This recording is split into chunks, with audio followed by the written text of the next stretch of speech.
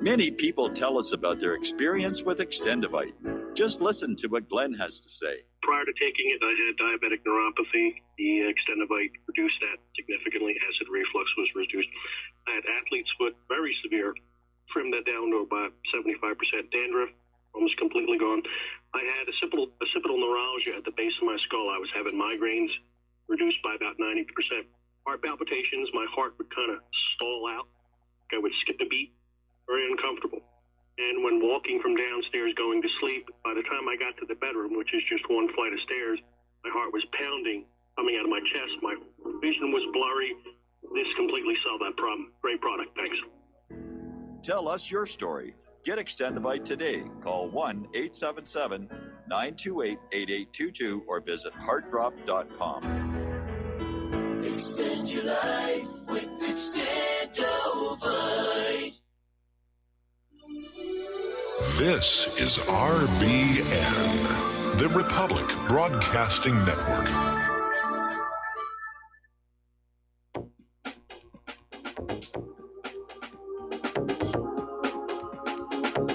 What really happened with your host, Mike Rivero, because World War III is a really bad idea. Here is your host, Michael Rivero. And aloha, America. Welcome to our show today. It is Wednesday, January 30th, 2019, almost to the end of the month here. And we have got a lot to talk about today. The phone lines are open, 800-313-9443. That's 800-313-9443. Sam is in our control room ready to answer the phone. Put you on the air with your comments, questions, and observations, opinions, whatever. So let's get right into it right now. I want to start with Venezuela. Well, actually, before I do that, I want to explain. Yesterday, the reason I was not able to do the show live is I had to take Claire down to Honolulu to a medical center there for some tests. And it's all... Hello? I don't know where that came from. Anyway, the news is good. Basically, her previous MRI had shown a mass anterior to the spine where she fractured her back, and they wanted a biopsy done on it. And we got her down there into the hospital, and they took the first CT scan to guide where the needle was going to go for the biopsy, and they said, it's gone. Whatever was there was just absolutely gone. And they just canceled the biopsy, and they let Claire out, and we came on home, and Claire and I celebrated. So it was all really, really good news. And so for those of you who've been emailing in, expressing your concern, thank you very much. And, the news was all good. Let's take a phone call now from Frank in North Carolina. Aloha, Frank. Welcome to the show. What's on your mind? Well, I've got a new stock answer, Mike, for when someone asks me, so what do you think about Trump? My new stock answer is, and it doesn't mention him directly, but I think if someone thinks about it, it says a lot, and I think it's going to say a lot more over time, and culture for president. Okay. I mean, at this point, I think Trump is going to be a one-term president. And I know a lot of people are going to be very critical of me for saying that. But at this point, yeah, I don't think he's going to have a second term. I think it sends a message to Trump as well. And culture for president. That's my new stock answer. Okay. You mean culture. All right, thanks. All right, thanks an awful lot. And culture. We're going to let you go now, and there we are. Phone lines are open. Okay, so we're talking about Venezuela and this very obvious U.S.-backed coup d'etat, this Juan Guaido. And by the way, I was sent an email from somebody who says it is pronounced Guido, not Guido. I had heard Guido in a video from one of the leaders of the neighboring South American nations, and they were saying Guido, which is why I thought it was, but I've been corrected on it. It is Guido. So they had this meeting of the UN Security Council on Venezuela. And, of course, basically the U.S., with its permanent veto, gets to do whatever it wants. And the United States has been after Venezuela since Hugo Chavez was elected 20 years ago. They want control of Venezuela's vast oil reserves, which are the world's largest. Venezuela is also rich in other minerals like gold, silver, molybdenum, copper, all of which U.S. corporations covet, and they don't want to go on in there and pay for it. It's just easier to, have the country invade and take the country of Venezuela over, which is what they're getting ready to do. But the State Department is out there saying the reserves are a stupendous source of strategic power, one of the greatest material prizes in world history. So that's how they're thinking about this. It's a prize. It's a prize. We're going to go on out. We're going to get the prize here. And Henry Kissinger once said that controlling oil is how you control nations, and oil is much too important a commodity to be left in the hands of the Arabs, although in this case it's the South Americans. But that's what's going on here. The United States covets that oil in South America. They don't want to pay for it. They're just going to take it, and that's exactly what's going on. All right, we're going to go back to the phones here. Joe in California, aloha. Welcome to the show. What's on your mind? Aloha, Mike. Forgive me for being pedantic, but it's actually the surname is actually pronounced Guaido, with the emphasis on the O. Okay. Yeah. Mike, why couldn't he call himself Smith or something that's easy to pronounce? That's what I want to know. Or Rivera. It's Rivero. You say tomato, I say tomato. You say Guido, I say Guado. Let's call the whole thing off. Absolutely. But in my case, it's Rivero with an O. Mike, in light of the recent tweet from John Bolton threatening Maduro with violence, if anything should happen to Guaido, I don't think I'd like to be in the shoes of Guaido, because I think he's worth more. He could be worth more dead than alive to the U.S. I disagree with that. I mean, they've obviously been bringing this guy along and culturing him, if you will, and training him and getting him ready to step on in as the new puppet ruler. So no, I don't think the U.S. wants him dead at all, and that's why we're getting these tweets from Bolton saying that Maduro would cross a red line even if Guaido was arrested. Okay. Well, I'm also surprised we haven't yet seen the CIA's sharpshooters that we did see in Venezuela about 10 years ago, and then also in Ukraine. Yes. Stoke chaos and to blame the government for this violence. That may yet happen. I'm expecting that to happen very soon. Yeah, and Mike, I'd also like to direct the viewers to go to The Last American Vagabond. There's a very interesting interview with Vanessa Beeley, and she provides shocking details on what's happening in France with the yellow vests. The level of violence against these people is just horrific. Yes. Yeah. We don't hear anything from the mainstream media. No, the corporate media is not covering it at all, and they're not covering the protests. They're not covering the violence. They don't want the American slaves to get any uppity ideas from the yellow vests. No, and there's actually an accompanying article from by Vanessa Beeley on Mint Press, and she just catalogs these injuries to these people. I mean, awful, horrific eye injuries, losses of people have lost their hands from these rubber bullets and these grenades. And it's interesting is it seems like France is taking lessons from the Israelis.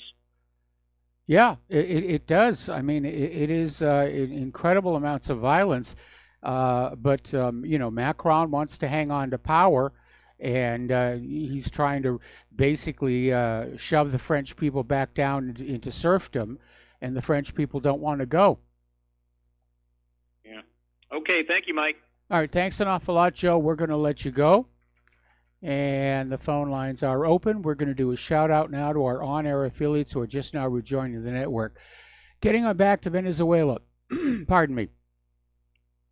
So right now, the military, for the most part, is standing with Maduro.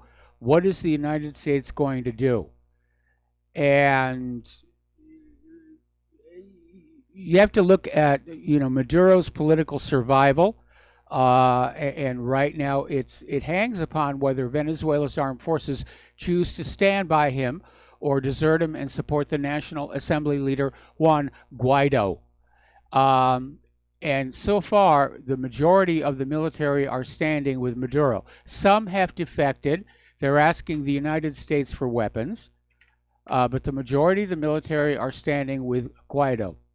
Now, apparently, Trump, in a meeting with Lindsey Graham, floated the military option. They're actually talking about invading Venezuela. They're going to have another war in Venezuela. Ooh, gee, another war to go with all the other wars that we've got here. And it's going to be very, very ugly because the United States does sort of okay in open desert territory.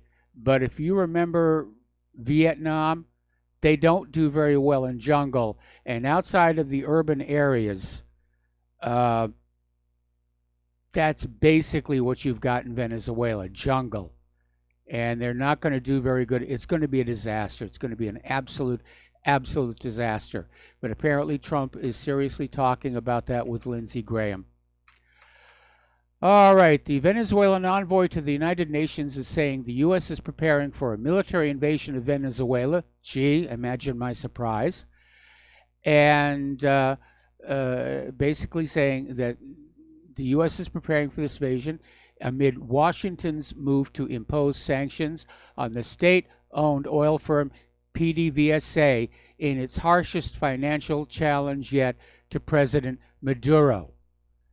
And basically questioning whether the U.S.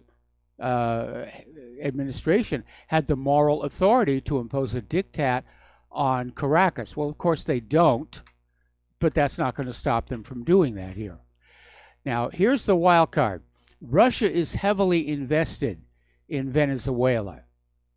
They're heavily invested in Venezuelan oil, and Russia is saying they will defend their Venezuelan oil assets by all mechanisms available to them. This is coming from Dmitry Peskov, spokesman for Russia's President Putin. And Russia's been keeping close ties with Maduro, has extended loans to Venezuela, including oil from Rosneft lending money to PDVSA. So Russia's been propping Venezuela up. They're heavily invested in there. So once again, we're looking at going into an area where we're going to be going up against Russia. And I don't think that's a really good idea. Now, the Canadian mining company Crystalex has won a U.S. court victory, allowing it to seize Venezuela's U.S.-based oil assets. The Canadian multinational is looking to claim U.S. $1.4 billion worth of compensation awarded in 2014 for the 2008 expropriation of the La Cristales mining installations by the government of Hugo Chavez. So they've been fighting this one in the court system for a long time, and the U.S. judge has now just said that Crystalex can now seize Venezuela's U.S.-based assets. So the cash grab is already going on here.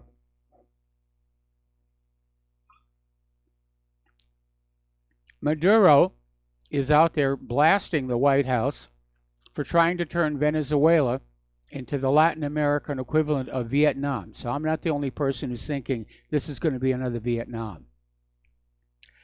And Maduro is saying, we will not let this happen. Unfortunately, I don't think it's really up to him. I think if the U.S. goes on in, it will be a mess. It will be another jungle war. It will be another Vietnam. And the United States, I think ultimately, as they did in Vietnam, they're going to lose because the United States is not very good at jungle warfare. Now, here's a story that came on out. This was over in the Miami Herald. Now they're trying to claim that Hezbollah is down there in Venezuela. That Hezbollah is now a terror threat in our hemisphere. Ooh, be afraid, be afraid, be afraid. And basically starting out saying, the Hezbollah is a terrorist group.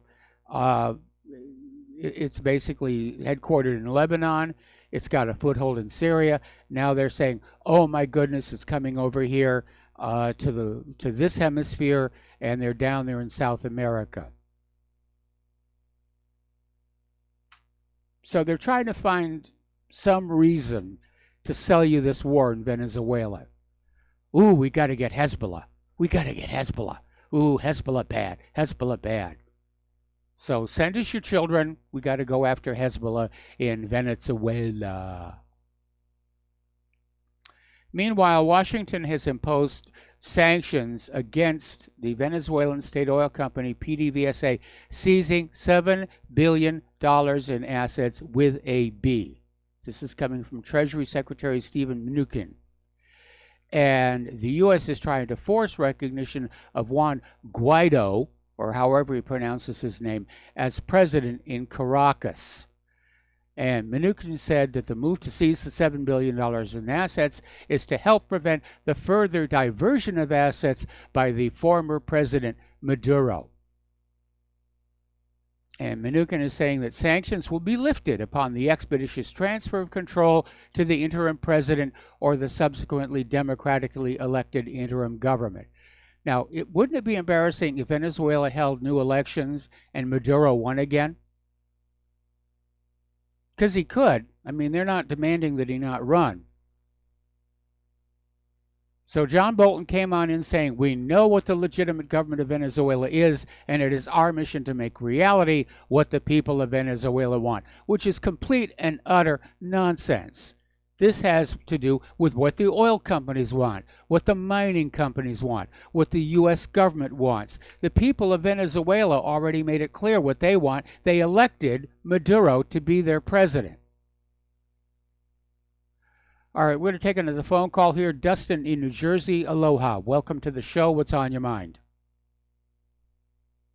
Mike, this proves the confessions of an economic hitman and the new confessions of an economic hitman. What he's been saying, how it works, what we've always become, basically.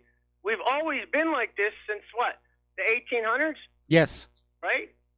And see, anybody who still supports Trump after this, it's crazy.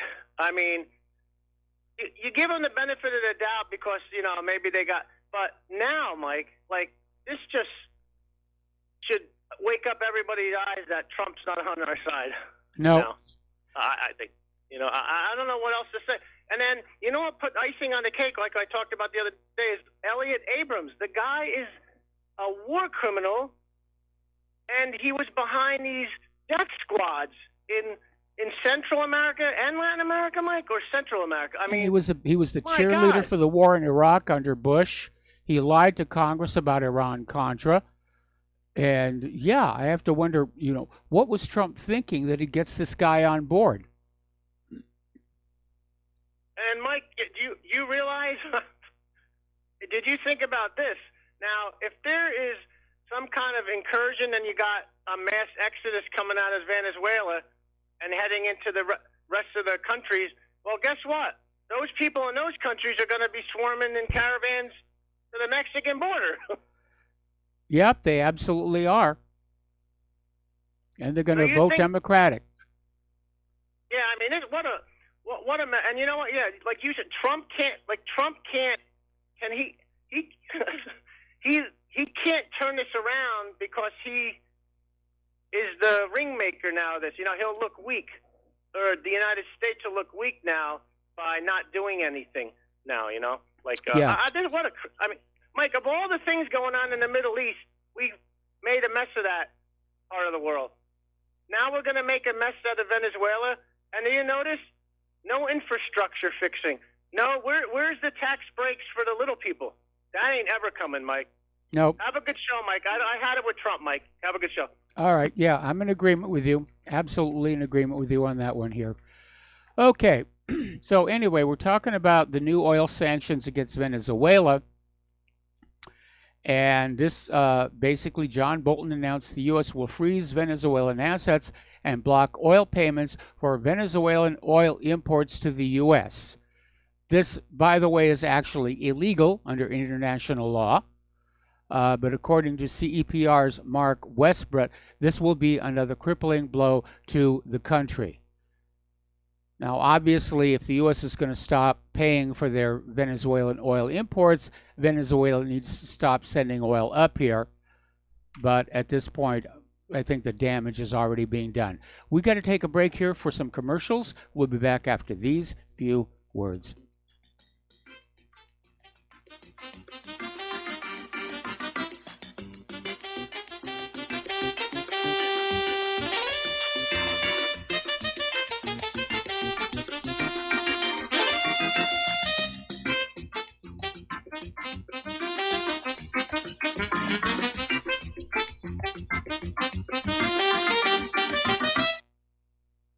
The First Amendment in the Bill of Rights limits the government's power by ensuring freedom of speech and preserving the rights of the people. Every day that passes, our rights gradually slip away. It's time to take a stand and let the government know we're tired of losing our rights. LibertyStickers.com will allow you to express your rights and allow millions of people to see you stand up for what you believe in. LibertyStickers.com carries the largest selection of bumper stickers online, ranging from political to humorous, and is your #1 source for Ron Paul for President stickers. As always, you can find your favorite stickers that protest the war and the president. Don't see what you're looking for? Liberty Stickers will custom make stickers that will let you get your message across for all Americans to see. Go to LibertyStickers.com and see pre-made stickers that will get everyone talking. That's LibertyStickers.com or call 877-873-9626. Liberty Stickers, the world's most dangerous stickers. Folks, we're living in a world the likes of which we've never perceived any clearer than we do now. The plan for global governance has been in the works for generations and would have likely been achieved by now, but for the fact that the globalists left open their Achilles heel. With all their tools, Federal Reserve System, fiat currency, no child left behind, and then Common Core education introduced to our schools to dumb us down, vaccines, pharmaceuticals to lobotomize us, GMO foods, insertion of compromised or bought and paid for politicians, judges, mainstream media propaganda, all pieced together like a puzzle designed to ultimately bring the world under submission. But with all their strategy, they forgot one thing: knowledge. And knowledge is power. With knowledge, their bombardment is nullified. Folks, with that, as brilliant and knowledgeable as you've become, among the wisest audience of any radio audience in the world, and you are, I want you to take a moment to reflect and ask yourself, how much of that knowledge did I obtain from Republic Broadcasting Network? How high has my consciousness been raised since I've been a listener? How fast am I now able to discriminate truth from fake news by being a Republic Broadcasting listener? How clear am I now able to see the world since I've been listening to RBN? Ask yourselves those questions, folks. Then ask yourself, what is that knowledge worth to me? Like my morning coffee, how would I survive without it? A voice of truth in a sea of lies. Do we not all need to make sure it survives? Like public broadcasting, we are now finding we can only survive with listener support. Censorship, advertisers being attacked, truth itself being attacked. It's the only way through this. We at Republic Broadcasting humbly ask you to become a supporter. Look at your budget and make a determination of what Republic Broadcasting is worth to you and what you can afford on a monthly basis. Go to republicbroadcasting.org and pledge $20, $30, $40, $50, if possible, $100 a month or more if it's affordable. Click the donate button and become a regular monthly donor. Assure both us and yourself that Republic Broadcasting truth will continue to flow like that morning coffee. The network thanks you. We the people, in order to form a more perfect union, establish justice, ensure domestic tranquility,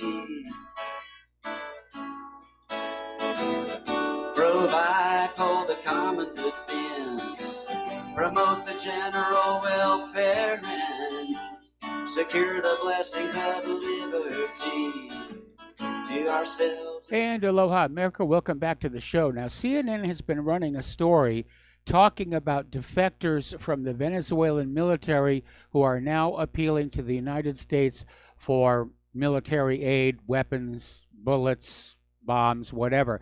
But over at southfront.org, some very sharp-eyed individuals pointed out the uniforms being worn by these so-called defectors from the Venezuelan military are outdated. They have old patches that are no longer used by the current Venezuelan military. In other words, they're fakes. CNN went to a surplus store, bought some uniforms, and said, see, these are Venezuelan defectors. It's another fake here. Let's go back to the phones here to Rob in New York. Aloha, Rob. Welcome to the show. What's on your mind? Hi, Mike. I'm just giving you a call about Venezuela. I generally agree with you that the United States should not be meddling in all these other countries everywhere around the world. Yes. But last night I watched a video by a girl that is a Venezuelan herself, and she kind of had a different perspective on the situation. She kind of put it in the perspective that Maduro is a dictator. He's been abusing his powers, and he basically eliminated their National Assembly, which is their Congress, basically because it was taken over by an opposing party. So she described that as if Trump shut down the House of Representatives because the Democrats took over and he didn't want it anymore. And then she said that he appointed his own new branch of government with all his friends that supported him. And at that point, she said their constitution rendered him an illegitimate president because he's abusing his powers.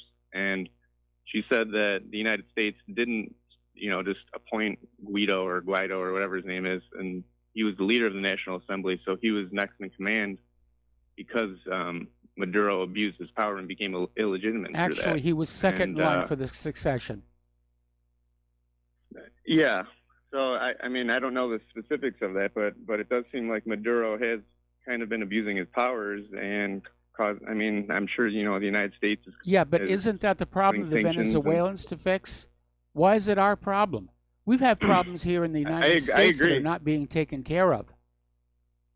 I completely agree. I don't think we should be sending troops. I don't think we should be doing any of that. But if the United States is, recognizing Guaido as the leader, and that might be legitimate due to the way their constitution works. I think, first of all, what's been going on in Venezuela, a lot of it has to do with the economic war that the United States has waged over the last 20 years. First against Hugo Chavez and then against Maduro, because they covet Venezuela's mineral wealth. But as far as the conditions in Venezuela or any other country, it's not really our problem to deal with. And our government really doesn't have any business going into these other countries and changing their governments around, expecting we the people to pay for it and our children to die for it. I completely agree. I hope they don't send any troops or military action, but I'm not as against the United States necessarily recognizing this Guaido, it sounds like. If, Maduro, it seems like there is some internal movement to support this guy as well. Well, Maduro just came out and recognized Hillary Clinton as the legitimate president of the United States. Yeah, it's interesting. Anyone can recognize whoever they want, I guess. Yeah, that's exactly my point here. It's really not our business, to be going around and saying that we recognize this leader and not that leader. And when you look at the United States history of going into the other countries and changing the leadership, that's why these countries all hate us. It's not because we have freedom. It's not because we have Disneyland. It's because the U.S. government has got a bad habit of mucking about with other people's countries. And the other countries just really don't like it. And it is totally unjustified. Yeah, I agree. We shouldn't be sending troops or anything, but at this point, if there's two different people that are claiming they're, the rightful leader of the country, and there is some constitutional backing as to why Guaido is the leader, it sounds like. Maduro won the election. Maduro won the election. He did, and, but Jimmy she Carter also- says the Venezuelan elections are among the most honest and transparent in the entire world. Their election system is more honest than ours is. Yeah, I mean, ours definitely has its issues, and from just what she said, they only had a 20% turnout at their last election, and a lot of people were basically forced through violence into voting for Maduro, or else they'd be put in prison or executed. So, I mean, I'll have to double check the facts and everything, but I was just a little surprised to hear this account from someone who is a Venezuelan herself. Well, don't forget, there's a lot of propaganda being thrown out there right now to try and lure, people who don't really know into sympathy for Guaido and the regime change. So you do have to be very, very careful. Anyway, Rob, got to let you go. Got to take another break for commercials. We'll be right back.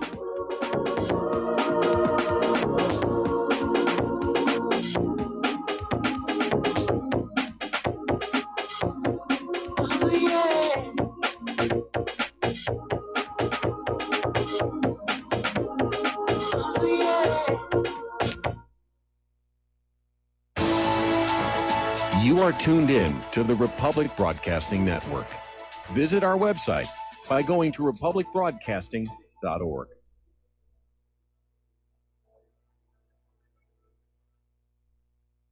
Homeowners, if your lender has gone out of business or sold your transaction to another lender or servicer, you may be the victim of a wrongful foreclosure, resulting in the loss of your home. If you've already lost your home, are in foreclosure, or even in good standing, you can challenge the mortgage transaction's illegal issue, and your property can be restored to you, and your foreclosure can be stopped or reversed, and the mortgage transaction declared unenforceable. State laws, U.S. title codes, the Uniform Commercial Codes, and U.S. Supreme Court rulings have upheld that defective mortgage documentations can reverse or stop foreclosures and enforce property title claims in favor of the homeowner. We are having successes in stopping the process of foreclosure, the enforcement of the foreclosure judgments, the sale of property, and evictions after the sale. We are not attorneys, and we don't give legal advice. We are a professional team of legal researchers, providing forensic mortgage audits and expert witnesses. We have the knowledge to produce the evidence and enforce laws regarding your legal issues. We've been in business for 12 years without a complaint. Consultations are free, and we provide a free title search to confirm if your mortgage has legal defects. Please call 855-253-3748. 855, 2, keep it today. Did you know that neither the American Medical Association nor the American Bar Association were established to benefit the American people? Have you recognized that in our country, healthcare has little to do with health, and that our court system has nothing to do with justice? The priests of both medicine and law have been incentivized to implement a dark agenda on behalf of the Bilderbergers and their ilk. To protect ourselves and our progeny, we need to take a much closer look at how these two giant industries really work. Join me, Al Whitney, on In Defense of Humanity, Saturdays at 7 p.m. Central, as we expose the matrix and learn how not to consent to our own destruction. Without the right accessories, any guy can be off the mark.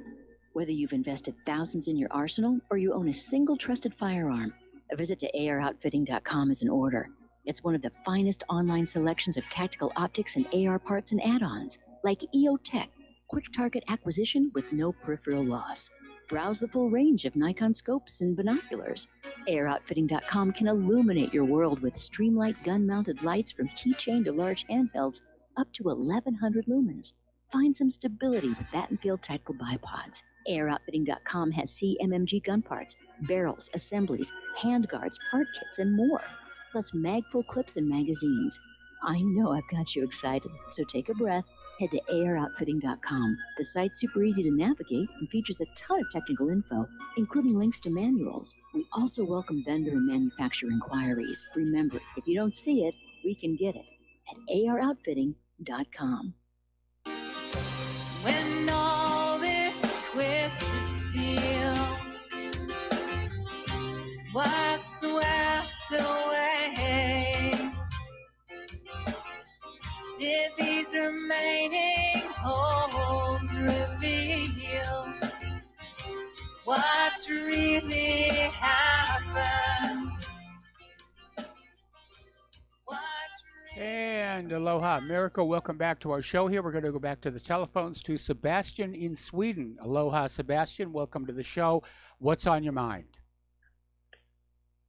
Yeah, I would like to just speak about the Venezuela elections. From what I heard, you have to have a photo ID plus a fingerprint. Yes. Now, we don't even have to have that here in Sweden. We need a photo ID. We don't need, so I think it's, I don't know if this guy didn't, if they didn't want to, you know, they didn't even want to go, they weren't even in the elections because they boycotted, for what I heard. But it's their fault then. They should have went there and, you know, that's democracy. They had a chance to be voted in. Yeah, they did. Hello? They did. But the bottom line is, you know, the Venezuela held elections. The elections are honest and transparent. Maduro won. And if there were people who were really opposed to Maduro, they should have gone out and voted for the other guy. Exactly. That's why I think it's a shame if America goes to another Vietnam. Like you said, it would be another Vietnam. I had a few friends that were lost there, so I know. Yeah, so did I. And yeah, America does not do well in jungle warfare. They never have. Okay, well, thank you very much, Mike. Well, thank have you a for nice the phone show. call. We're going to let you go here. We're going to switch over to Lenny in California. Aloha, Lenny. Welcome to the show. What's on your mind? Yes, I would like to retort Rob's comment about hearing someone from Venezuela. I remember hearing someone from Kuwait saying how the Iraqis had stormed Kuwait and emptied babies out of incubators on the floor, and it was all run by Hills and Knowlton out of Orange County. It was all a propaganda thing to justify going into Iraq the first time and doing what they did. Yep. Okay. Now I'll give him a fact. Okay, and I have to question the so-called person who was from Venezuela who said there was a 20% turnout. No, there was a 46% turnout in the voting in Venezuela. Jimmy Carter, among other national observers, observed it and said it was the most honest and fair elections in the world ever held. Okay, only America with Donald Trump and Hillary Clinton had a 47% turnout, 1% more. So if I know this and I'm from America, and this person who's supposed to be from Venezuela don't know this, I have to question who in the hell she is. And Rob, you need to do your own homework and stop letting yourself being propagandized by people who do not have your best interests at heart. Now, as far as as Venezuela being in bad economic straits, yeah, some of it is their fault, okay. But let's face it, the Rothschild banking system has had their foot on the neck of this country, and the U.S. is the enforcer. Yes. Okay. Now it's the U.S., France, Great Britain. I mean, what the hell kind of country are you? You holding someone's gold and won't return it to them. This is outright thievery. So stop patting yourself on the back and telling yourself how great you are, because you're not. You're right out thugs, and your thuggery continues here into the next century. But I give it up to the people of Venezuela and Maduro, and he's got to be strong. He doesn't have the charisma that Chavez had. So, but he's got to be strong, and I hope that Russia sticks with him. And I think China has like $20 billion invested. So my thing to Russia, China, North Korea, everybody else who's on the chopping block, if you don't stand with these people, you're going to be next.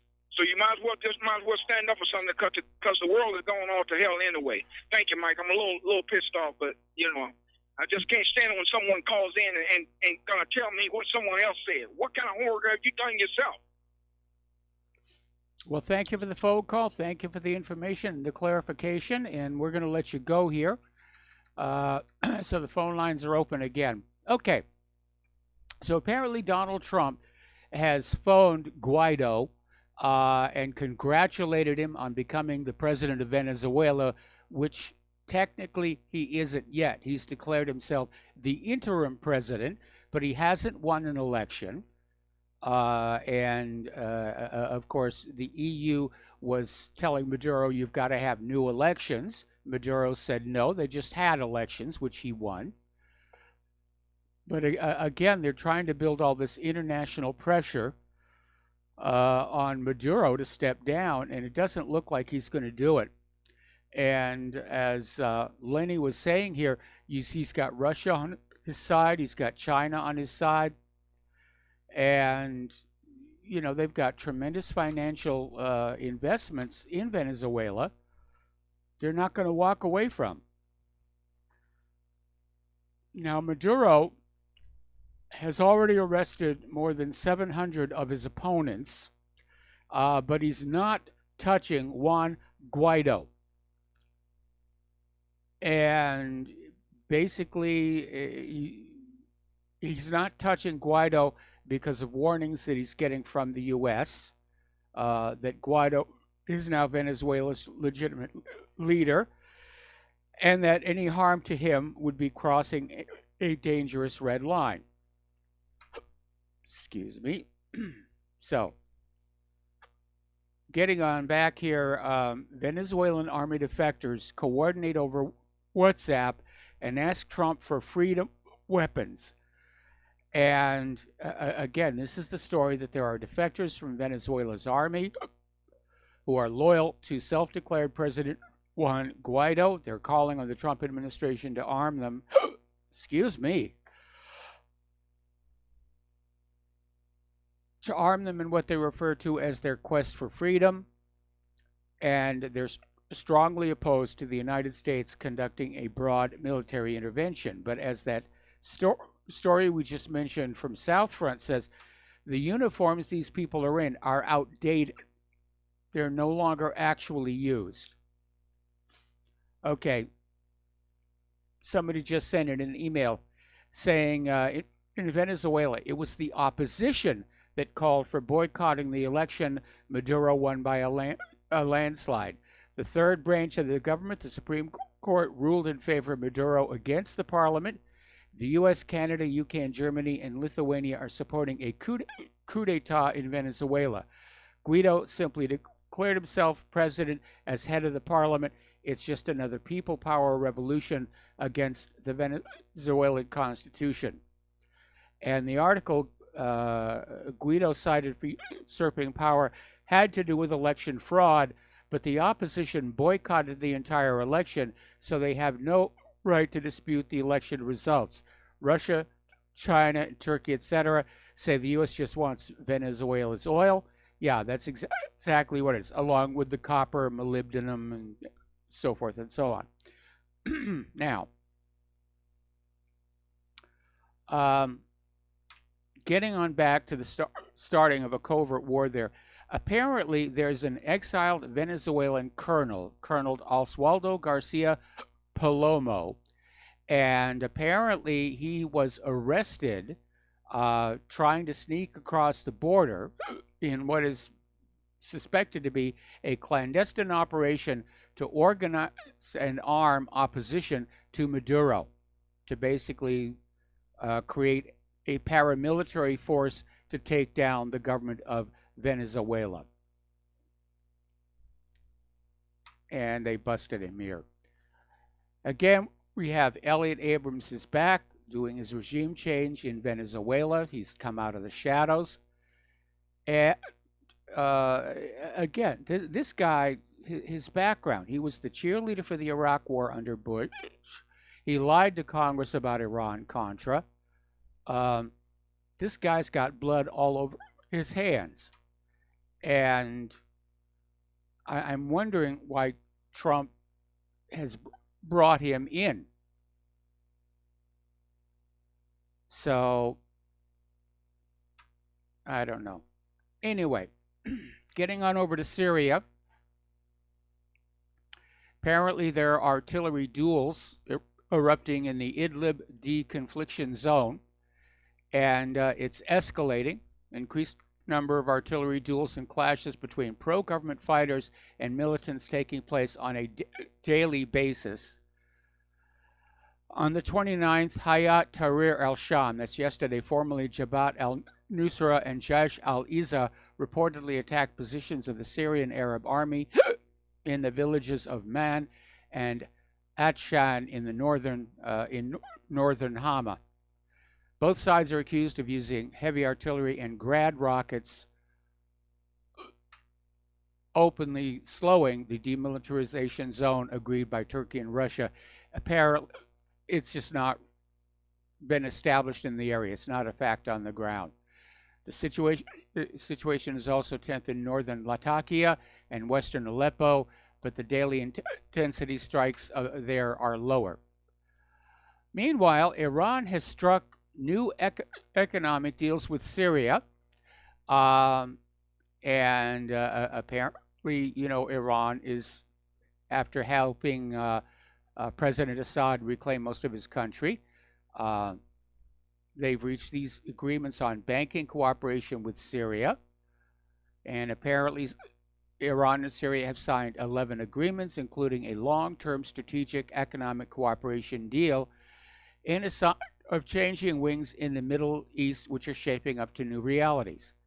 And of course, this is not going to make the United States happy, because part of the war process, if you will, is the U.S. goes on in and they'll blow up a country, and then they'll go on in and offer to loan that country the money to rebuild, and then send in U.S. corporations to do the rebuilding for that money.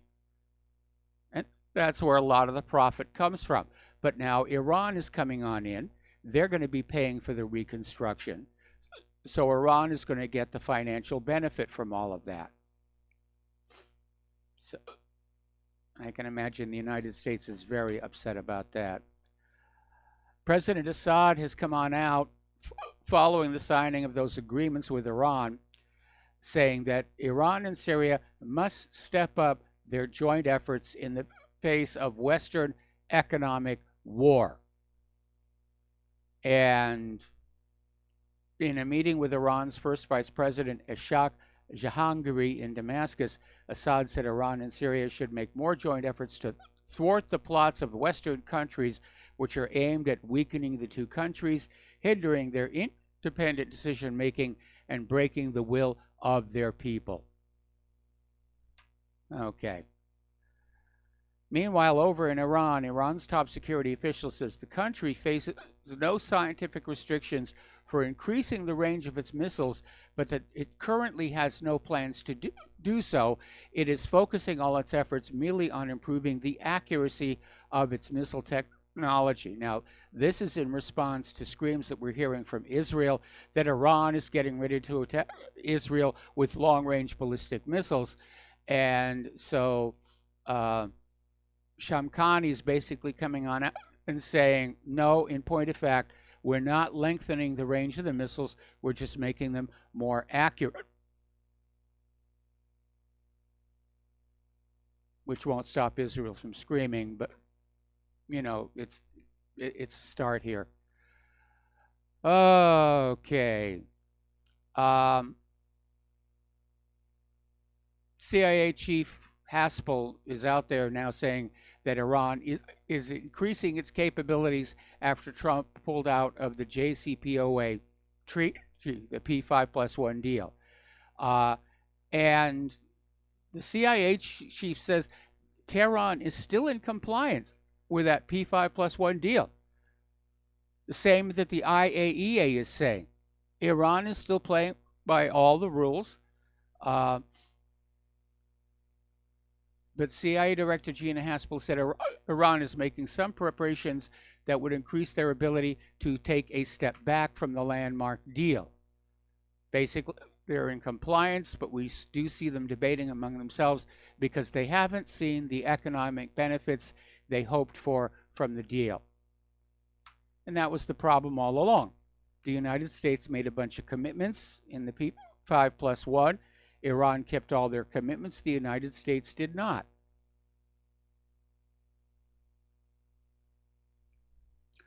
Meanwhile, Donald Trump is out there warning the Europeans not to defy U.S. sanctions against Iran.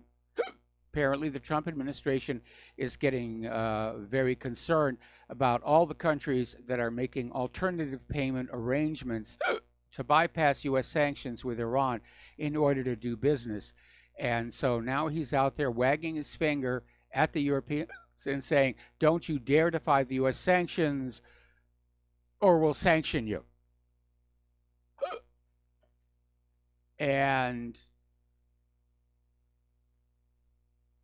you know, the EU nations did not withdraw from the P5+1 deal, and their companies are still technically allowed to trade with Iran. But unfortunately, the threat of U.S. sanctions are scaring most of these companies away. So the EU is basically looking for a way that they can engage in trade with Iran, which they're allowed to do because they're still part of the P5+1. And they don't see the U.S. sanctions as binding on them.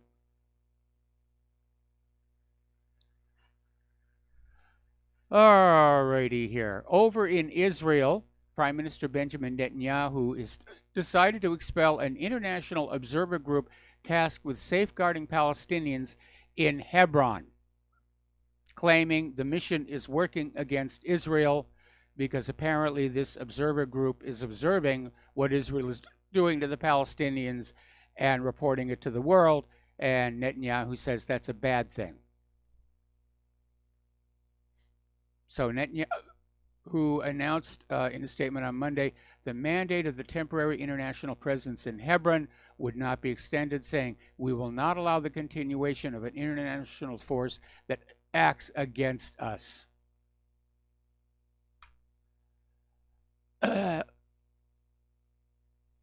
Now, the Palestinians are saying that Israel is basically trying to remove witnesses by ejecting the Hebron monitors,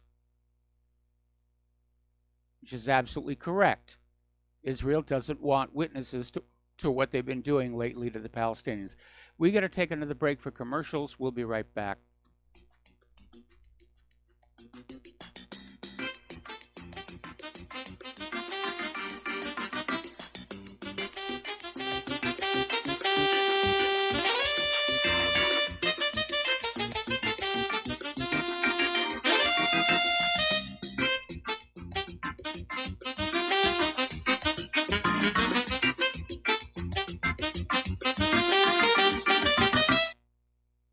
Do you worry a lot? If you're forgetful, nervous, moody, or overwhelmed, chances are you're not protecting yourself from the ravaging effects of stress and anxiety. No matter the cause, ongoing stress and elevated levels of the stress hormone cortisol can rob your memory, your health, your quality of life, and your future. Now you can combat the effects of stress and anxiety while improving your memory and recall at the same time with the dietary supplement Calm and Clever. Studies show that the ingredients in Calm and Clever reduce cortisol by as much as 30% in as little as 1 to 2 weeks and increase your ability to recall facts, names, and numbers in 4 to 12 weeks. Calm and Clever was created by scientist Kurt Hendricks, a principal investigator in 2 NIH-funded studies on Alzheimer's disease. Try Calm and Clever for 2 months. You'll feel the difference. Call 1-800-758-8746 or go to calmandclever.com.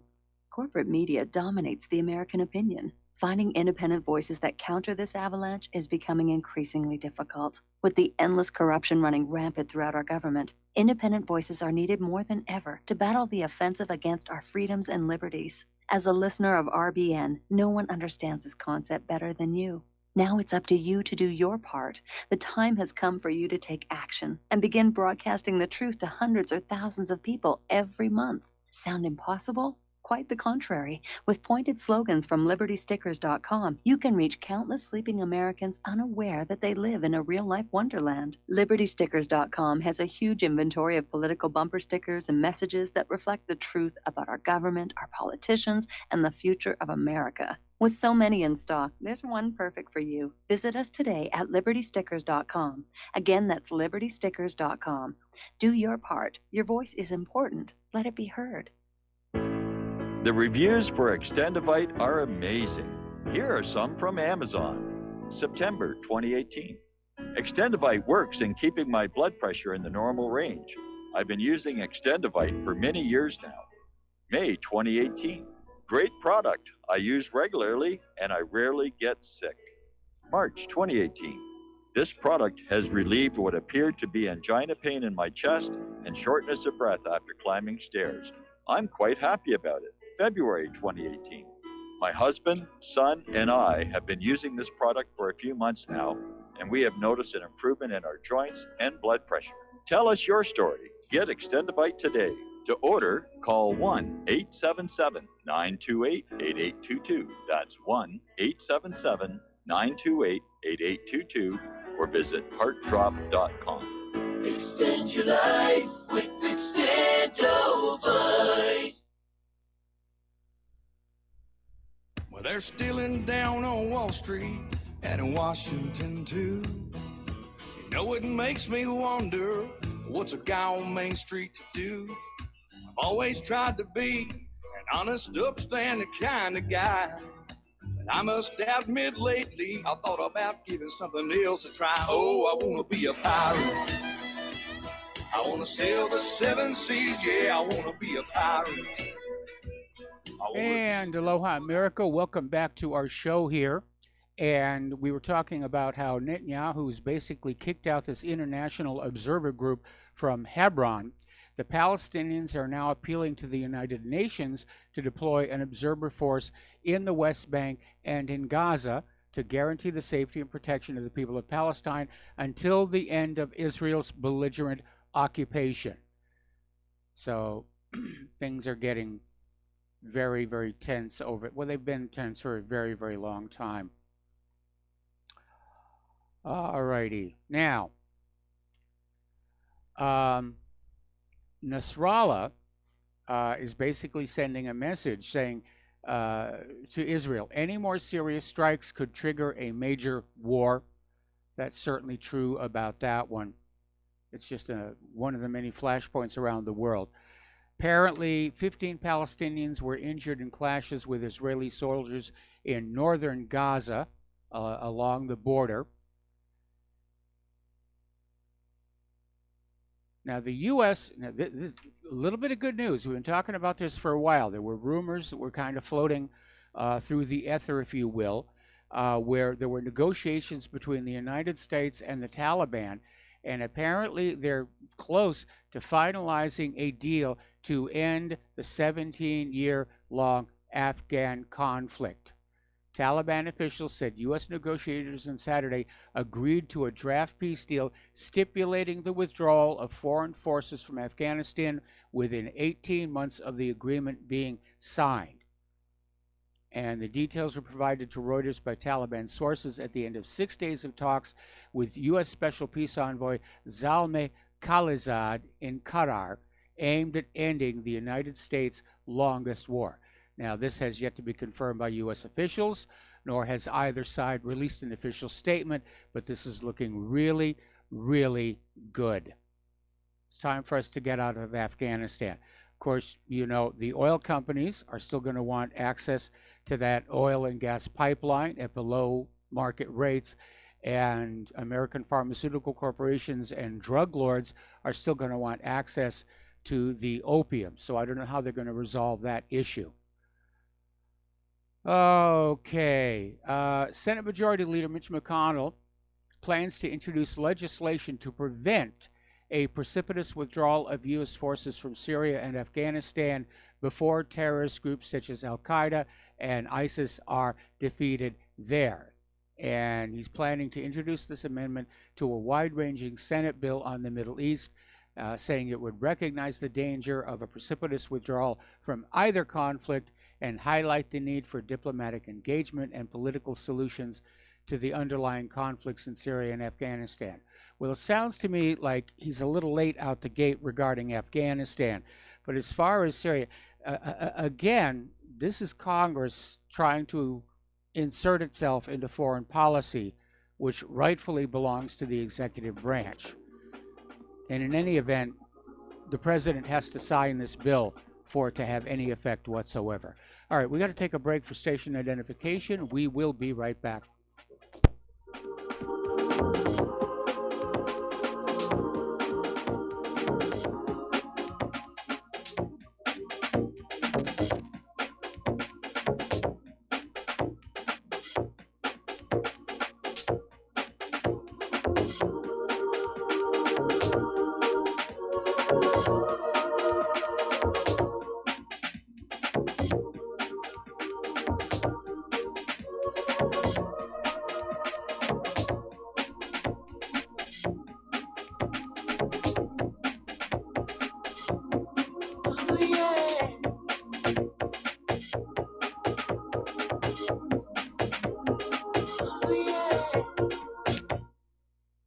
Ladies and gentlemen, J.R. Moore here. As most of you know, my regular listeners, I offer energy cleaners for sale at my website. If you don't have a clue what I'm talking about, go to my website, thelibertyman.com, educate yourself about these marvelous healing devices. We focus on pain mitigation and getting a great night's sleep. Arthritis pain, joint pain, back pain, doesn't matter. Keep in mind, I offer from me to you personally a 30-day money-back guarantee. That's what I do. Energy cleaners, $285, shipping included to American zip codes. You can educate yourself all about the energy cleaner right there at my website, the patent application, the wonderful testimonials. Be sure and check out the factory-made fitted mattress pads to go with the energy cleaner. Now, I offer from me to you personally a 30-day money-back guarantee. That's what I do. I have a toll-free order line, or you can order it right at my website at thelibertyman.com. That toll-free order line is 800-592-9543. I say again, 800-592-9543. Thank you. You're listening to the Republic Broadcasting Network, because you can handle the truth.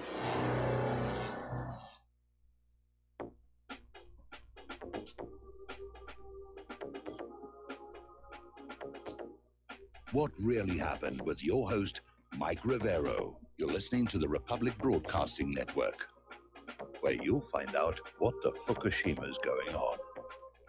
And aloha, America. Welcome back to our show. Hour number 2. The phone lines are open, 800-313-9443. Over in China, they have just test-fired their latest Dongfeng 26 missile, which is nicknamed the Guam Killer. It has a range of 3,500 miles. Now, China is not making specific threats against Guam, but obviously Guam, if we get into a war with China, Guam will be a target because there are several U.S. military bases there. So things are getting intense over there. Meanwhile, head of the FBI, Christopher Wray, is out there saying that China is the most concerning counterintelligence threat against the United States. And he's out there saying, as I look at the landscape today and over the course of my career, the Chinese counterintelligence threat is more deep, more diverse, more vexing, more challenging, more comprehensive, and more concerning than any counterintelligence threat I can think of. And basically, the FBI has released a report saying China presents a persistent cyber espionage threat and a growing attack threat to our core military and critical infrastructure systems. Alrighty, another little story here. This one's coming out of Zero Hedge, and it's talking about Afghanistan, about how we've been there for going on 18 years. It's a miserable, stalemated conflict. It's America's longest and most shameful war. It's cost over $1 trillion and who knows how many lives. And the conflict began in 2001 based on the lie that somehow Afghanistan was responsible for the 9/11 attacks. And of course, that story has just changed ever since. Oh, it was Afghanistan. No, it was Iraq. Now it's Iran. Now it's Monaco. And basically went on in there. But the real reason for the war in Afghanistan was that oil pipeline right of way. Because back in the mid-1990s, a group of oil companies sent representatives to Congress, a consortium, if you will, and said, we want this oil pipeline through Afghanistan. They want to charge us too much money for it. So the low-cost option is to change the government, and that is precisely what happened.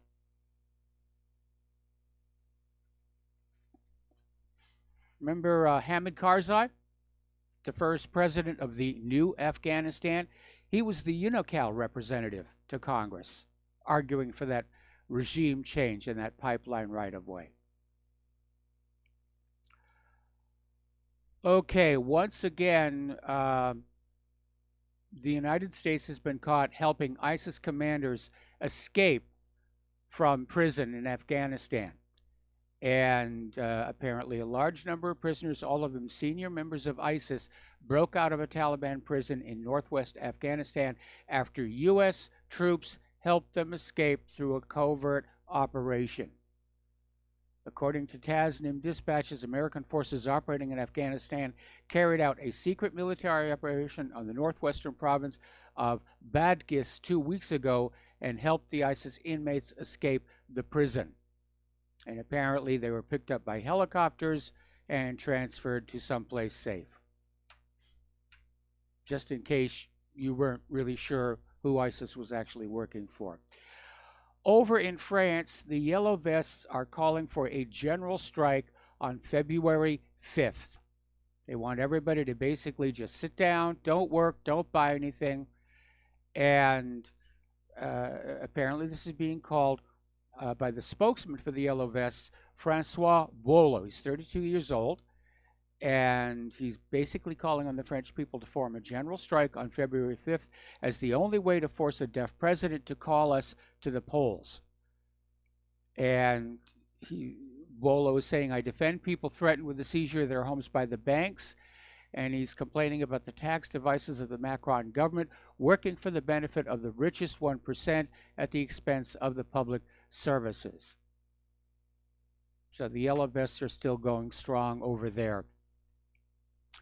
Interestingly enough, the situation up in Ukraine may be about to change. Apparently yesterday, Ukraine's President Poroshenko said that Ukraine needs peace with Russia. He says, of course we need peace with Russia. It could be a cold peace, but peace. People are tired of the war, and Russian propaganda is playing with this painful emotion. He said, war and peace will be one of the main issues in the elections because the population will elect not only the president, but the supreme commander.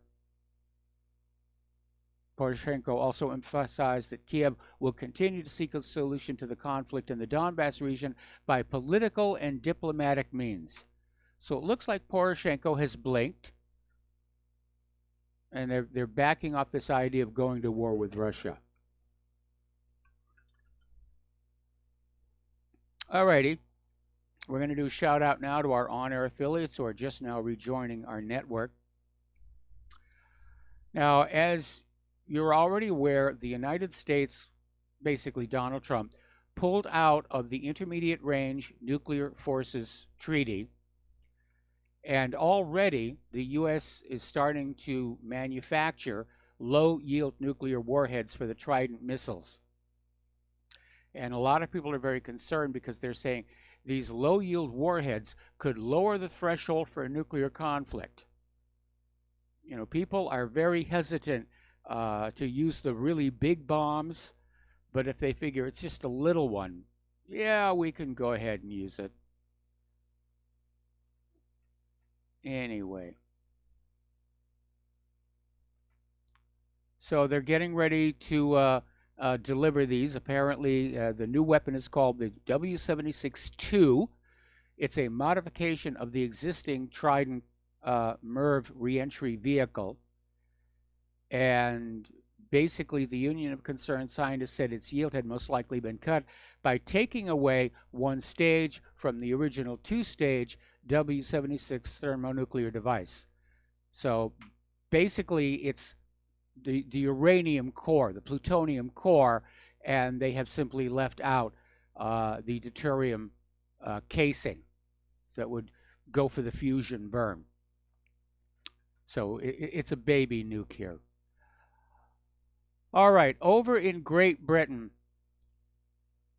there is a spotlight that's being put on the Integrity Initiative.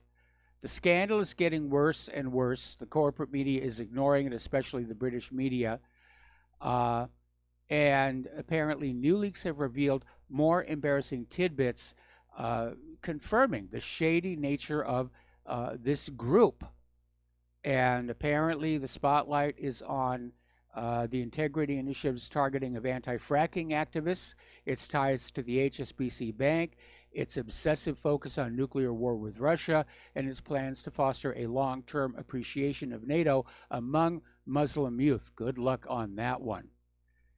And in another blow to the image of itself as an unbiased exposer of fake news, which the Integrity Initiative had worked hard to cultivate, one of the documents details its support for and close relationship with Britain's specialist group Military Intelligence, the SGMI, which was masterminded by Chris Donnelly, a key player at the Integrity Initiative's parent organization, the London-based Institute for Statecraft. So it's basically a propaganda outfit is what it was. And they just decided to call themselves Integrity Initiative here. Now, a lot of people are still talking about the indictment of Roger Stone, and he's pleading not guilty on all charges, but it's important to look at the indictments and realize there's nothing in there about a Trump-Russia conspiracy. It's just not there. And in a way, I think Mueller has actually damaged himself indicting Roger Stone because it simply underscores the fact there was no there. There was no Russian collusion. So basically, Mueller's office, the Department of Justice, and the FBI have known for months there was no such conspiracy, and still they're pushing that narrative. Trump may have been in cahoots with Putin. He may have been doing, he might have done this. There's no there. There's no proof. They absolutely failed. And a lot of people are still talking about the manner in which Roger Stone was arrested, where the FBI showed up SWAT team style, night vision goggles, bulletproof Kevlar, assault weapons before dawn, banged on his door, took him away in handcuffs and chains to be filmed by CNN by a reporter who turns out to have his own past connections with the FBI. And a lot of people are saying, why did you need to do that? Stone knew he was going to be indicted. If he'd wanted to flee, he would have done so before then. His lawyer said if he'd called up, he would have just come on down and surrendered. This was all theater. This was absolute theater. So anyway, now Tulsi Gabbard here in Hawaii, she's getting ready to officially announce her 2020 presidential campaign. It's going to be on Saturday. I still haven't gotten the location or the time where that's going to happen. But apparently her campaign is already in trouble. And apparently Tulsi is being called out for past anti-gay remarks. And she said she's since evolved, but she's already being attacked for that. Okay. So we'll see. Anyway, apparently Democrats are floating the idea of finding a primary challenger for Alexandria Ocasio-Cortez. And apparently she has infuriated her colleagues by aligning with a progressive outside group that's threatening to primary entrenched Democrats. And now some of these lawmakers are turning the tables on her and are discussing recruiting a primary challenger to run against her. You know, she's a big hit on social media. I don't know why. I think she's the Democrats' equivalent of Sarah Palin. They want to find somebody to run against her. Make her a one-term congressperson. Anyway. Okay, now apparently Palestinian and Muslim American rights campaigners have decried a proposed U.S. House of Representatives resolution accusing Muslim congresswomen of anti-Semitism due to their criticism of Israeli policies, saying the measures amount to anti-Muslim bigotry. And this, of course, is Rashida Tlaib and Ilhan Omar. And again, this is part of that idea that criticism of Israel is somehow anti-Semitic. And it isn't. That's like saying that the only reason people bitch about the Nazis is they hate the German people. But Israel's out there just trying to get that idea across. And it's a trick. Some years ago over on Democracy Now!, Amy Goodman had a former member of the Knesset that came on and basically admitted, yeah, we scream anti-Semitism when we want people to stop talking. When they ask a question we can't answer. It's just a trick. We use it all the time. All righty. This is going to be, if you thought 2016 was bad, 2020 is going to be a lot worse.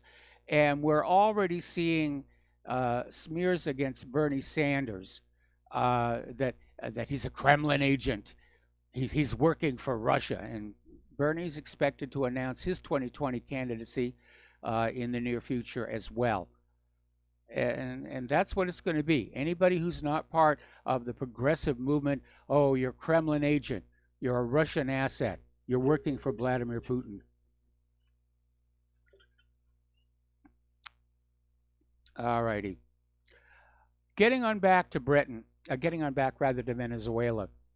As you know, there is a big stink over the fact that Great Britain, the Bank of England rather, is refusing to return something like $1.2 billion worth of Venezuela's gold. Now, the gold was in transit going from Germany to Venezuela. The Bank of England has it in their vaults. They are refusing to let it go, saying it's going to be used for money laundering or political corruption, and who knows. It really isn't up to them. And there's an article that came out of Russia today basically saying that by doing this, Britain is destroying its own credibility as a financial center. Because if you're holding somebody's money and you refuse to turn it over on demand, that is a big problem. And not just for Venezuela. Other countries, other customers are going to say, no, I don't trust the bank to hold my money. So Professor Richard Wolff is out there saying that Britain and the Bank of England are clearly under the thumb of the United States. And he says that's a signal to every country that has or may have difficulties with the U.S. They'd better get their money out of England and out of London because it's no longer a safe place. And he's absolutely right about that. By the way, I've noticed on the History Channel they're rerunning America's Book of Secrets again. And so you might want to keep an eye out for that gold conspiracy episode because we just lay it all out. How all these bankers are just playing fast and loose with other people's gold here. Okay, iPhone sales have plunged 15%. Consumer confidence has fallen for the third straight month. And, you know, a lot of people are saying, you know, well, we've always believed, you know, Apple was always going to make money. These tech giants were always going to make money. Well, no. Not anymore. I mean, Apple released their most recent quarterly reports on Tuesday, and the numbers were not good. And Apple's CEO is saying that, yeah, they think the price on the new iPhone X is a factor. People just don't have the money to buy that expensive phone. And this is the reason for the attacks on Huawei. Because Huawei makes decent phones. They're not great, they're not iPhones, but they make decent phones at a good price. And right now, your average cell phone customer, that's what they're looking for. They need a good price. They need an inexpensive cell phone that they could just use. All they're going to do is make calls on it, send text messages on it. They don't need all the bells and whistles. They don't need the facial reading or the cutesy little emoticons made out of their own face. They just want a basic phone. And that's why this huge thing about Huawei and 5G is going on. It's all about market share. That, you know, Huawei is basically taking a huge share of the American market here. Meanwhile, Huawei is asking their suppliers to move the production out of the United States And apparently there's been this indictment against Huawei and its CFO, Meng Wanzhou, unveiled by Acting Attorney General Matthew Whitaker, has elevated the feud between the U.S. and the world's largest telecoms equipment provider and the second largest maker of smartphones to absurd new heights. Now, officials from Huawei and Beijing have denounced the charges as anti-competitive and politically motivated, and Huawei is apparently bracing for the other shoe to drop. So, according to a report by Nikkei, the tech giant has asked suppliers to consider moving some of their production outside the United States in case the Congress or the Department of Justice adopt a ban on American-made parts being sold to the chip maker. With the memory of the near demise of ZTE still fresh in its memory, the company has made a request based on the expectation that an order for a full-scale ban or other critical equipment by President Trump is imminent, and it very well could be. Okay, we're going to take another break here for commercials, and we'll be right back after these few words.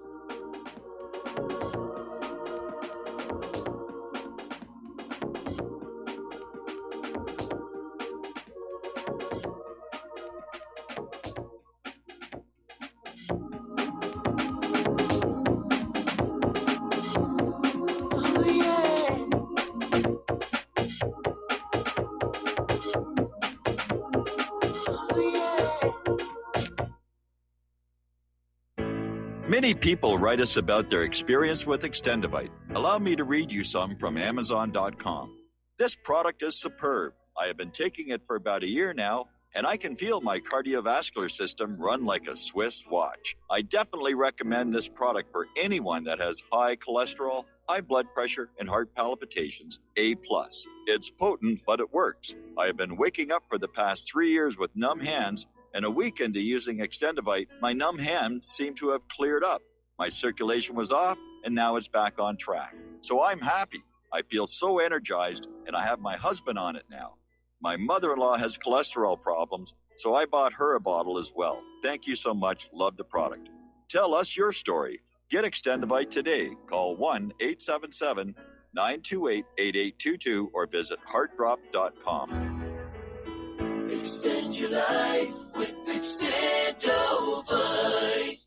Folks, we're living in a world the likes of which we've never perceived any clearer than we do now. The plan for global governance has been in the works for generations and would have likely been achieved by now but for the fact that the globalists left open their Achilles heel. With all their tools, Federal Reserve System, fiat currency, no child left behind, and then Common Core education introduced to our schools to dumb us down, vaccines, pharmaceuticals to lobotomize us, GMO foods, insertion of compromised or bought and paid for politicians, judges, mainstream media propaganda, all pieced together like a puzzle designed to ultimately bring the world under submission. But with all their strategy, they forgot one thing: knowledge. And knowledge is power. With knowledge, their bombardment is nullified. Folks, with that, as brilliant and knowledgeable as you've become, among the wisest audience of any radio audience in the world, and you are, I want you to take a moment to reflect and ask yourself, how much of that knowledge did I obtain from Republic Broadcasting Network? How high has my consciousness been raised since I've been a listener? How fast am I now able to discriminate truth from fake news by being a Republic Broadcasting listener?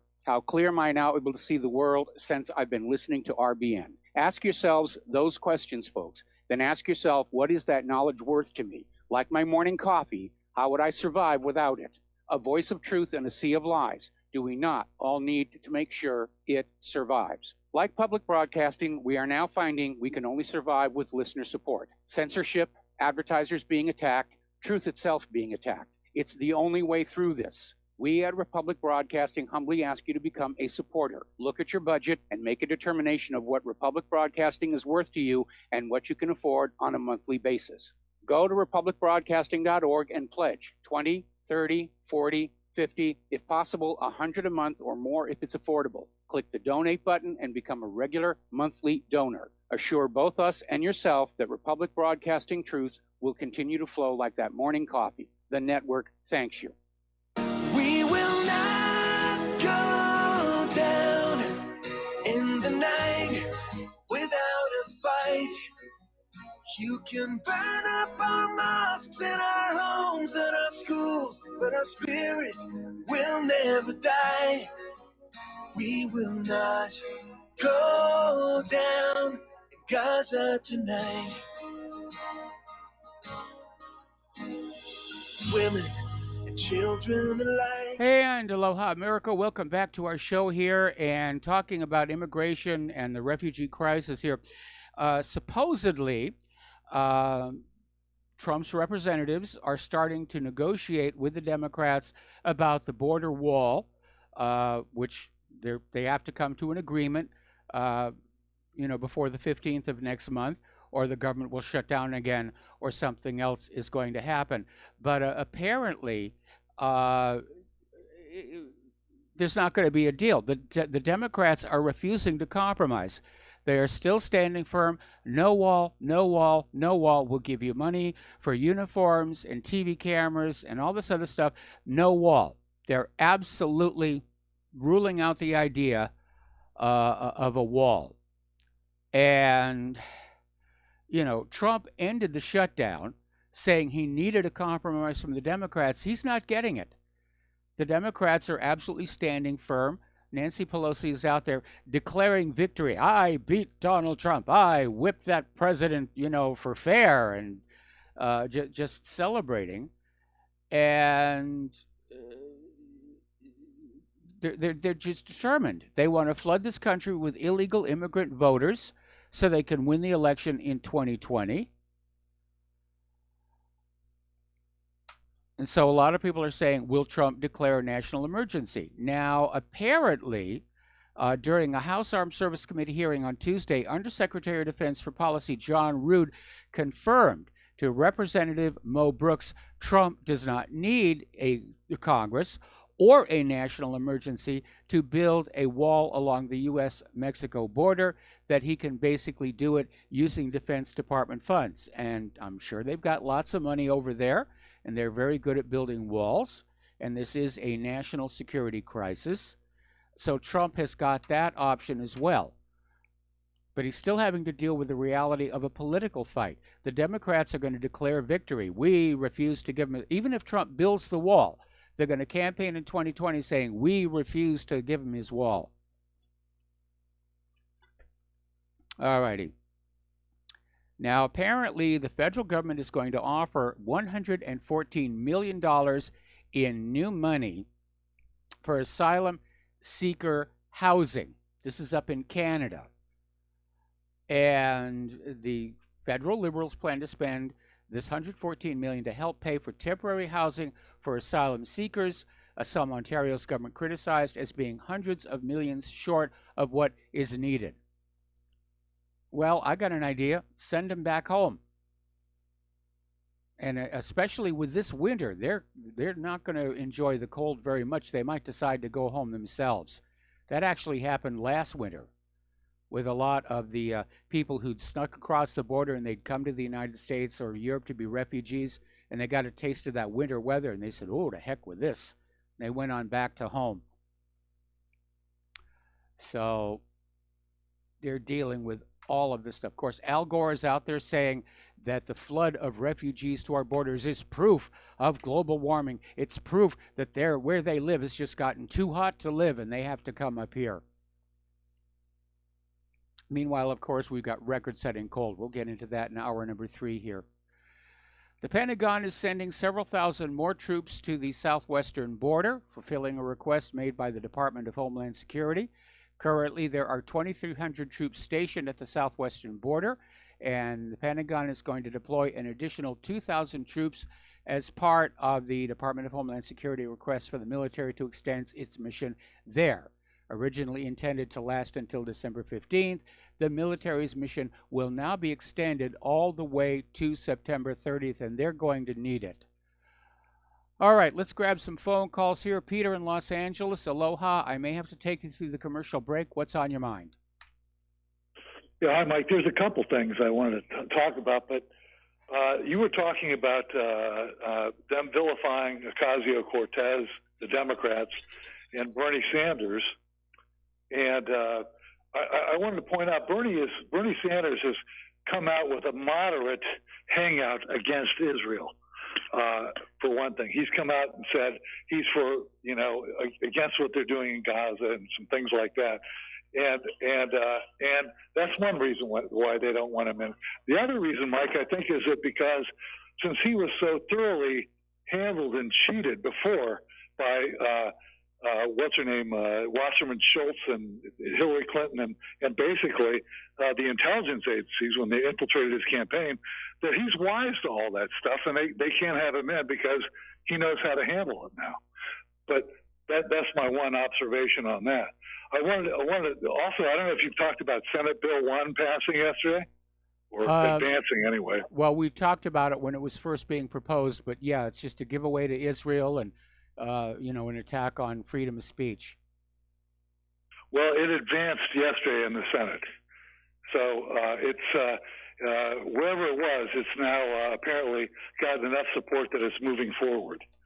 So despite all my phone calls and the fact that it's violating every one of these senators' oath of office, it's advancing. But I have one more thing to talk about Venezuela. Okay, well, I got to put you on hold here. Don't hang up. I'm going to come back to you right after these commercials.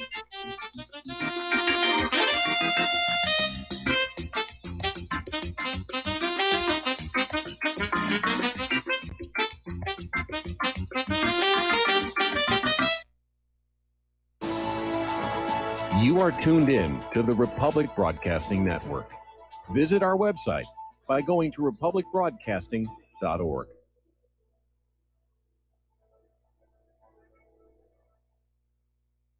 Homeowners, are you in foreclosure, expecting to be served with a foreclosure lawsuit, or suspect your lender has coerced you into an illegal mortgage transaction? A huge number of mortgages made in the last 10 years have legal issues and are possibly defective. State laws and the U.S. Supreme Court have upheld that defective mortgage documents are grounds for foreclosure defense and for counterclaims in favor of the homeowner. If your mortgage has been sold or assigned since closing the loan, it may be defective and you may be paying the wrong party, and the lender may not have standing or the right to foreclose or collect payments under the law. If you would like to know if your mortgage is legal or not, or know if you are paying the right party, we can help. Our initial consultations are free of charge. We are not attorneys. We are legal researchers and work closely with experienced lawyers who know how to help you find the evidence to help you keep your home. Call toll free 1-855-2-KEEP-IT. That's 1-855-2-KEEP-IT today.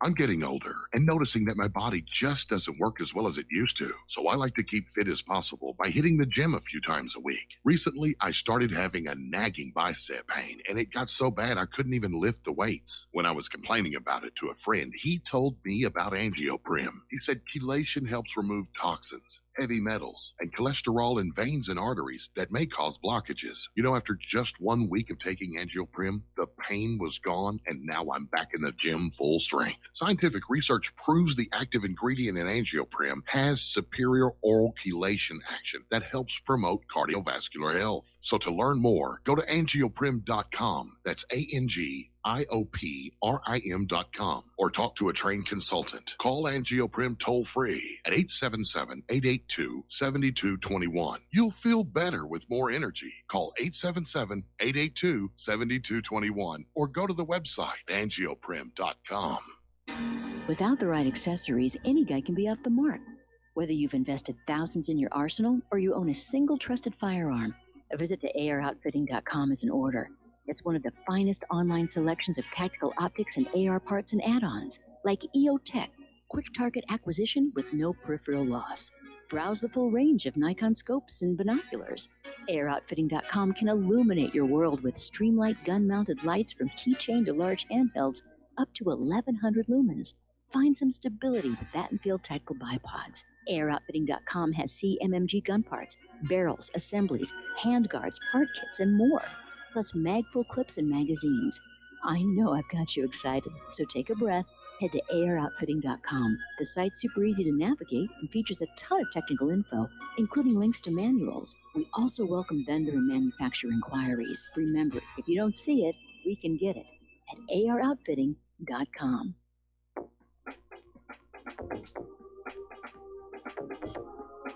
What really happened with your host, Mike Rivero. Join Mike on the air. Call toll-free 800-313-9443. 800-313-9443. And aloha, America. Welcome back to our show. We're talking with Peter in Los Angeles. And Peter, you said you had one more thing you wanted to share with us. Yeah, you were talking about the comparison of Vietnam and Venezuela, and there are some, but I'll tell you the way that the guys in the Joint Chiefs will argue this, Mike, just like the way they argued in Korea. Like that we can be in Korea, for instance. Korea would be because it's the only place in Asia with a peninsula surrounded on three sides by water. Our naval could play into that, close to a friendly Japan for logistics, and a narrow neck that even you could throw up 10 divisions, which we could do, and it could, like the Spartans at Thermopylae, they could conceivably hold. Well, and they would argue, and they will argue this, because the people against it will say just what you're saying, that it's like Vietnam, and I frankly, whether it is or it isn't, we shouldn't be in there at all, right? But they'll say, well, look, we got Colombia, which is a narco economy, which we control. All those guys are narco guys, are in bed with the DEA and everything else. On the northern edge, they've got the Caribbean, which we can control. On the southern, they've got Brazil, which has that new basically fascist Bolsonaro, or whatever his name is, that's basically in our pocket as well, with no superpower like it was in Vietnam, or at least major power China, bordering it. And so, and of course, it's an economy that's as poor as Haiti now. Yes. So believe it or not. So they might say, well, it's militarily handleable. Well, with an active army of ours, of 500,000 people, and us everywhere else in the world, it really isn't handleable. But that's what they'll say. So I know you've got a good head for this, and those are the arguments that they'll make, Mike. Well, I'm sure, yeah, they'll make the arguments there and, ask for more money and more people. At some point, they're going to have to initiate a draft, and that is when I think the American people are really going to snap out of their torpor, if you will, and say, this has gone on enough. Yeah, I agree, and that would put us on the cusp. If we don't get out of Afghanistan, if we have to stay, if we're staying in Korea, if we're still bogged down in Iraq and the Middle East and Syria in some way, then a draft, that's a real, they'll do everything they can to avoid that. That would be their I understand.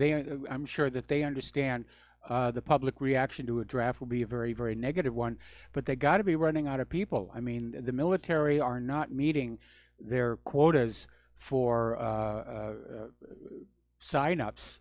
And, if they're getting ready to go into Venezuela, they're going to need a lot more people. Maybe they're going to basically take the people who are currently in Afghanistan, but that's only 2,000 people, and move them over. But supposedly the pullout from Afghanistan, even if they sign this deal, it's not for another 18 months. Mike, if I can just kind of a semi-related topic, but I watched a lot of the History Channel and, the American Heroes Channel, the Military History Channel, and there's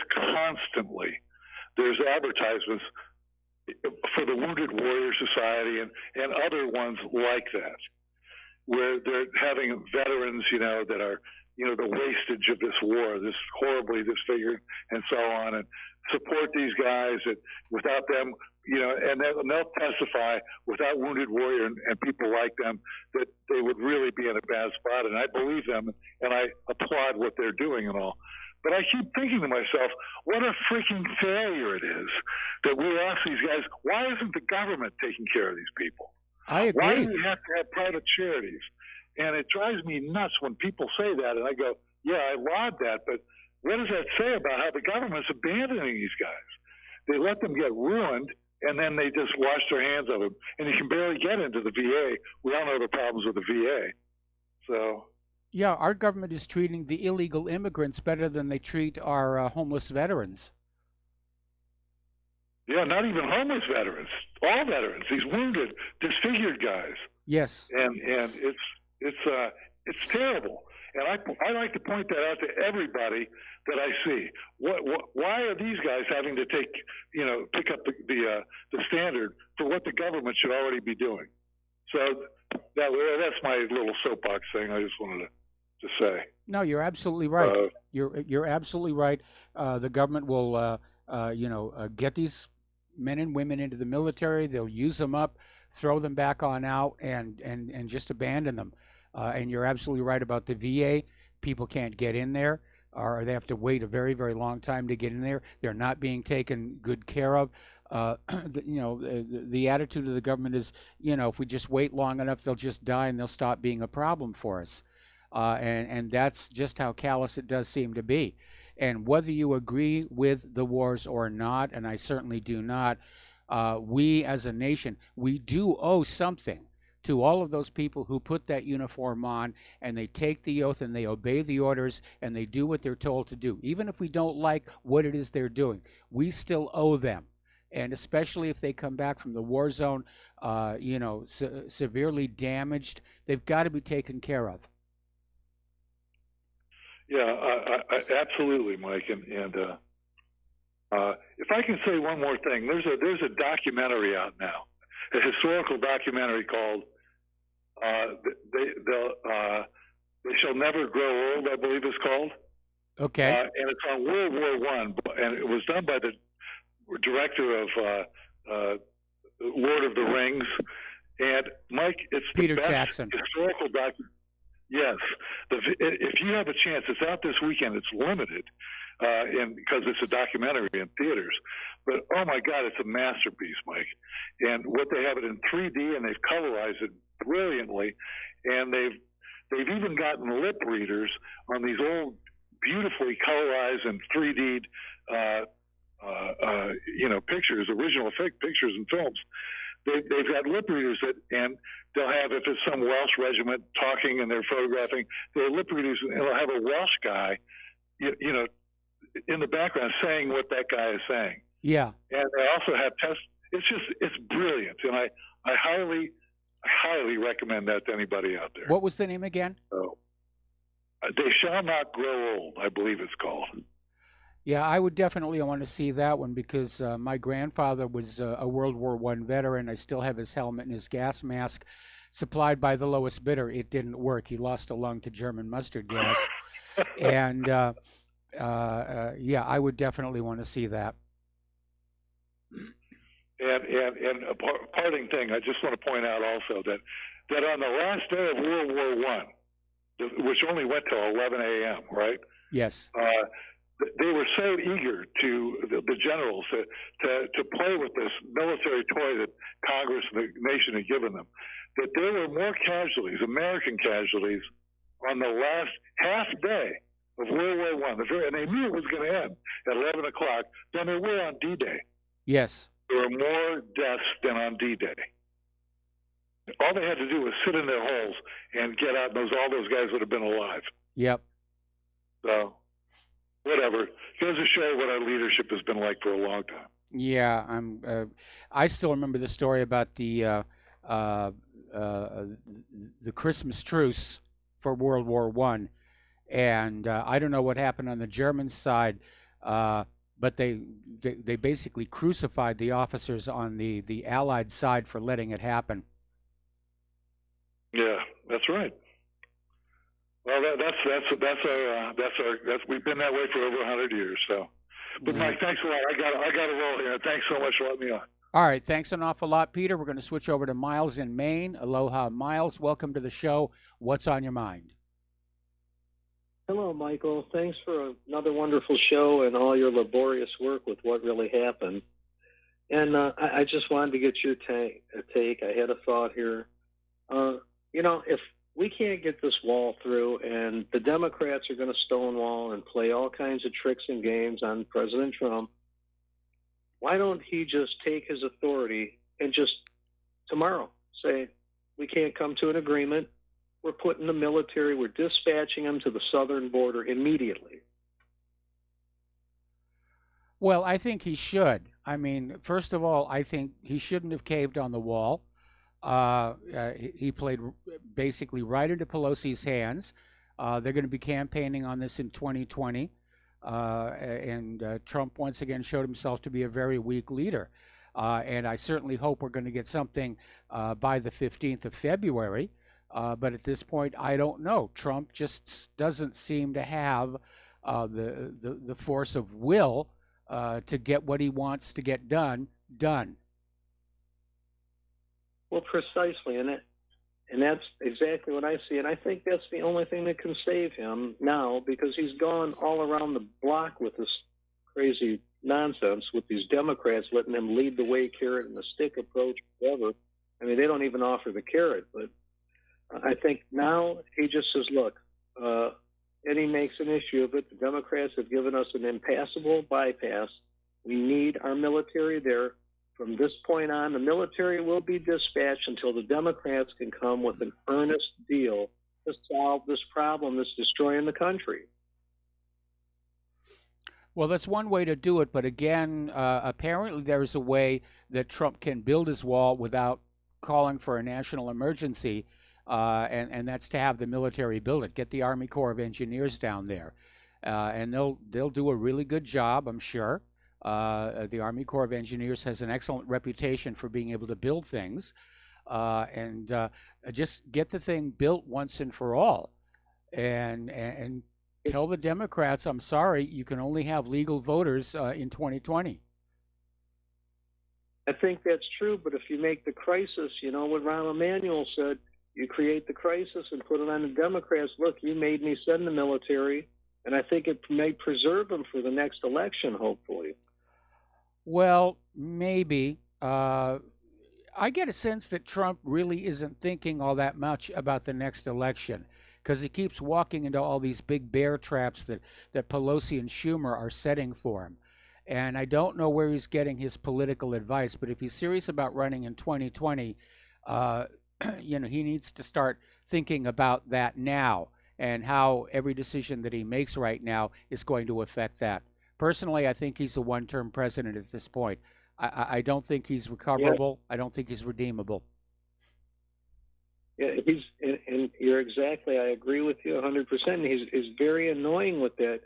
I mean, his entire situation has been based on, indecisiveness, and he needs to be firm and have a complete plan that's totally acceptable to the American people. And he hasn't and it's clear they want the border, they want it secured, and he has not been able to come up with that. So, I agree with you and hope there's a solution. I want to thank you for your show. Have a great day. And everybody, don't forget to contribute to RBN, or we never get this kind of news. We won't get Michael. Thank you. Well, thank you very much for the kind words. We're going to let you go. The phone lines basically pointing to the Daily Callers video, Walls Across America. And, pointing out the hypocrisy of all these people who've got walls around their homes, but they're out there saying, oh, Trump's wall on the southern border, that's bad, we can't have that. This is all about flooding this country with illegal immigrants who are going to vote Democratic in 2020. That's really what it's all about.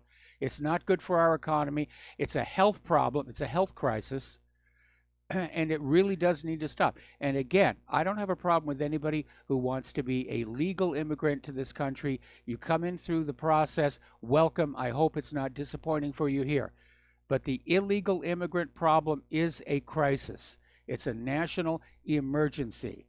And I'm sick and tired of all the emails I get saying you're just being racist, because illegal is not a race. All right. Piers Morgan is out there saying that Pelosi played Trump for a chump. It's time to do a deal on the wall that can make you a champion, or you can kiss goodbye to getting reelected in 2020. I'm absolutely in agreement. At this point, I think a lot of people who supported Donald Trump in 2020 are very disappointed in him. He basically bailed on vaccine safety. He's bailed on election integrity. Hillary Clinton is still not in jail. Trump didn't stand up for the independent media against all this online censorship.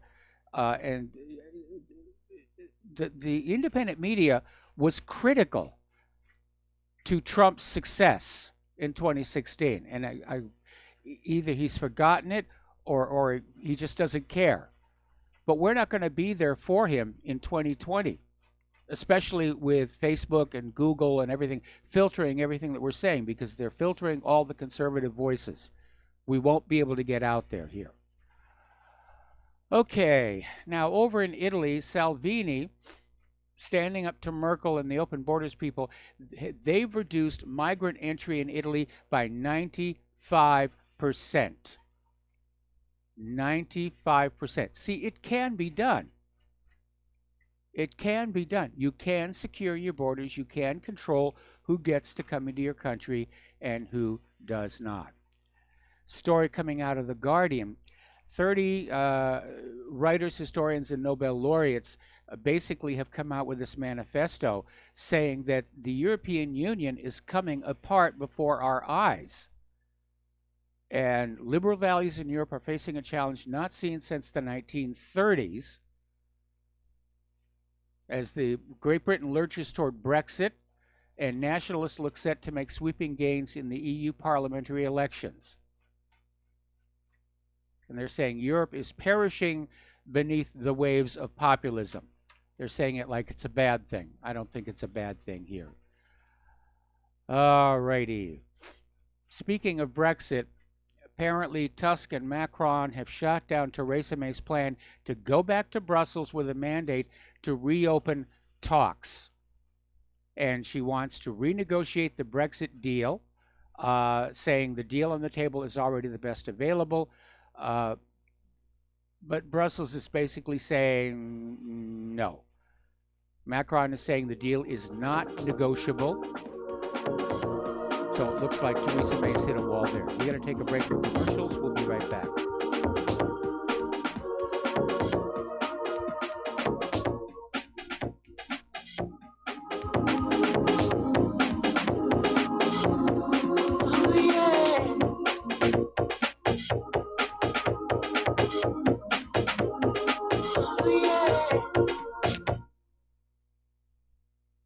Tired of being lied to by mass media? It's growing more and more apparent today that news is received less and less through standard media outlets. Even with a growing audience every day, RBN is beginning to direct more efforts into social media. Social media and the use of the internet is fast becoming the primary source of people for news, regardless of demographic. RBN has set out to provide some of the best news on the internet through republicbroadcasting.org, and also has begun to use the tools to our advantage by way of social media.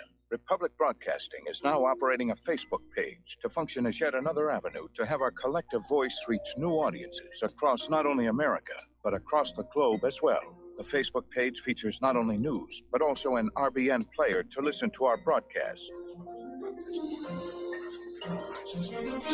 Get involved by visiting facebook.com/Republic Broadcasting and liking our page and share it with your friends and family, because you can handle the truth. Extendivite, made from garlic, cayenne, bilberry, hawthorn, ginkgo biloba, valerian, and milk thistle, feeds our body with the nutrients we need to keep healthy. Just listen to what Arthur had to say. I was just calling to tell you what a great product you have. I had used this about, 10 years ago after I had congestive heart failure. And it fixed me up and got me going for the last 10 years. Lately, I've been having heart trouble again, so I placed another order because this was the only thing that ever worked. I just wanted to let you know that you have a great product. Thank you very much. Tell us your story. Get Extendivite today. Call 1-877-928-8822 or visit heartdrop.com. Extend your life with Extendivite.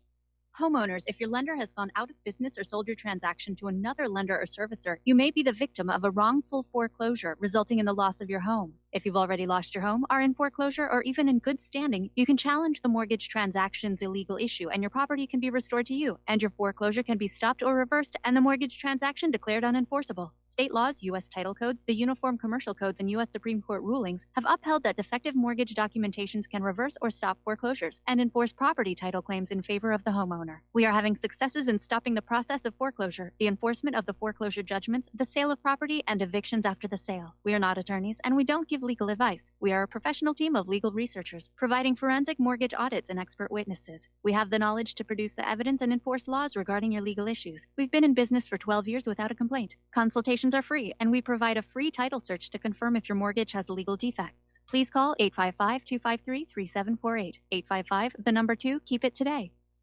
What this country is coming to, I sure would like to know. If they don't do something by and by, the rich will live and the poor will die. Doggone, the panic is on. Can't get no way, can't draw no pay. Unemployment. And aloha, America. Welcome back to the show here. And somebody just sent me a link to the trailer for They Shall Not Grow Old. I was looking at it over the commercial break. It is an absolutely fabulous job that they've done. And hats off to Peter Jackson for having put this all together. So you may want to look at the trailer, and definitely when it becomes available around here, I definitely want to see this. I definitely want to see this. My goodness. All right, getting on back to current events here. Out in California, their new governor is out there calling for a tax on drinking water. Just when you thought government could not get more grabby than it already has, Governor Gavin Newsom's first budget proposal suggests instituting a tax on drinking water in the name of cleaning up California's water systems.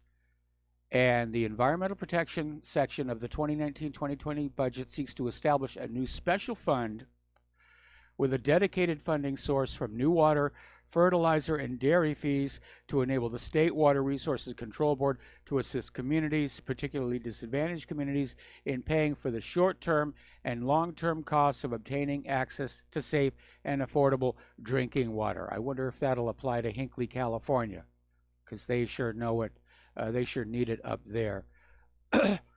And I think a lot of people probably can be forgiven for wondering, well, what about all the taxes we've already paid that are supposed to go for things like, water and roads and bridges?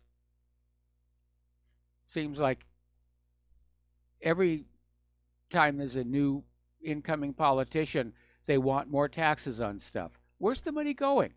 Well, I know in California, a lot of it's going for the illegal immigrants. Huge cost for the illegal immigrant.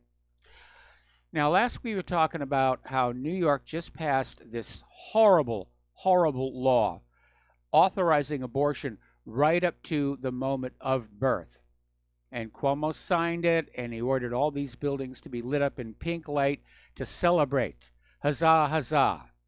Wants to end the death penalty in New York, but not for unborn babies here. Apparently, they're getting ready to do exactly the same thing down in Virginia. Virginia House Democrats are proposing legislation that would allow abortions to be performed right up until a moment a woman is giving birth. It's called the Repeal Act. HB 2491 would eliminate all existing restrictions on abortion in the state of Virginia, allowing third trimester abortions to be performed if a doctor judges that the baby is a threat to the mental and physical health of the woman in a substantial and irremediable way. So, yeah, Virginia's a bad state to be a newborn baby. And one of the things I don't like about the New York law is it allows non-medical practitioners to carry out abortions. That's going to blow back in their face. All right, we're going to take a break here for station identification. We'll be right back after these few words.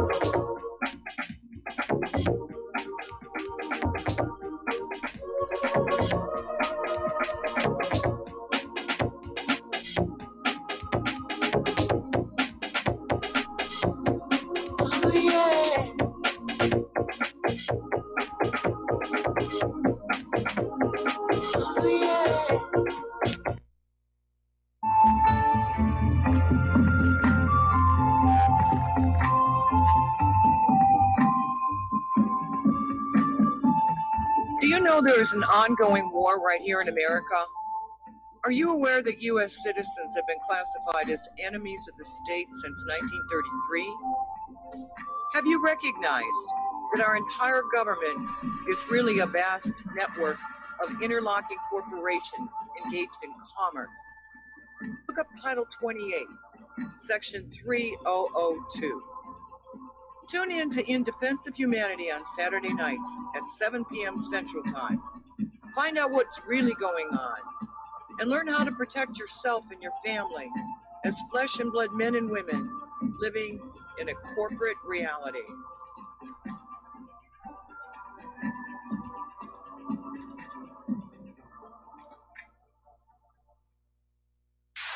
You're listening to Republic Broadcasting Network, because you can handle the truth.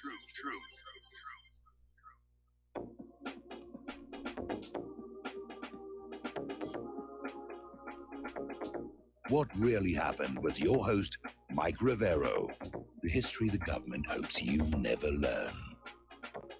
Here is your host, Michael Rivero. And aloha, America. Welcome back to our show, hour number 3. The phone lines are open, 800-313-9443. That's 800-313-9443. So feel free to call on in. Let us know what you're thinking here today.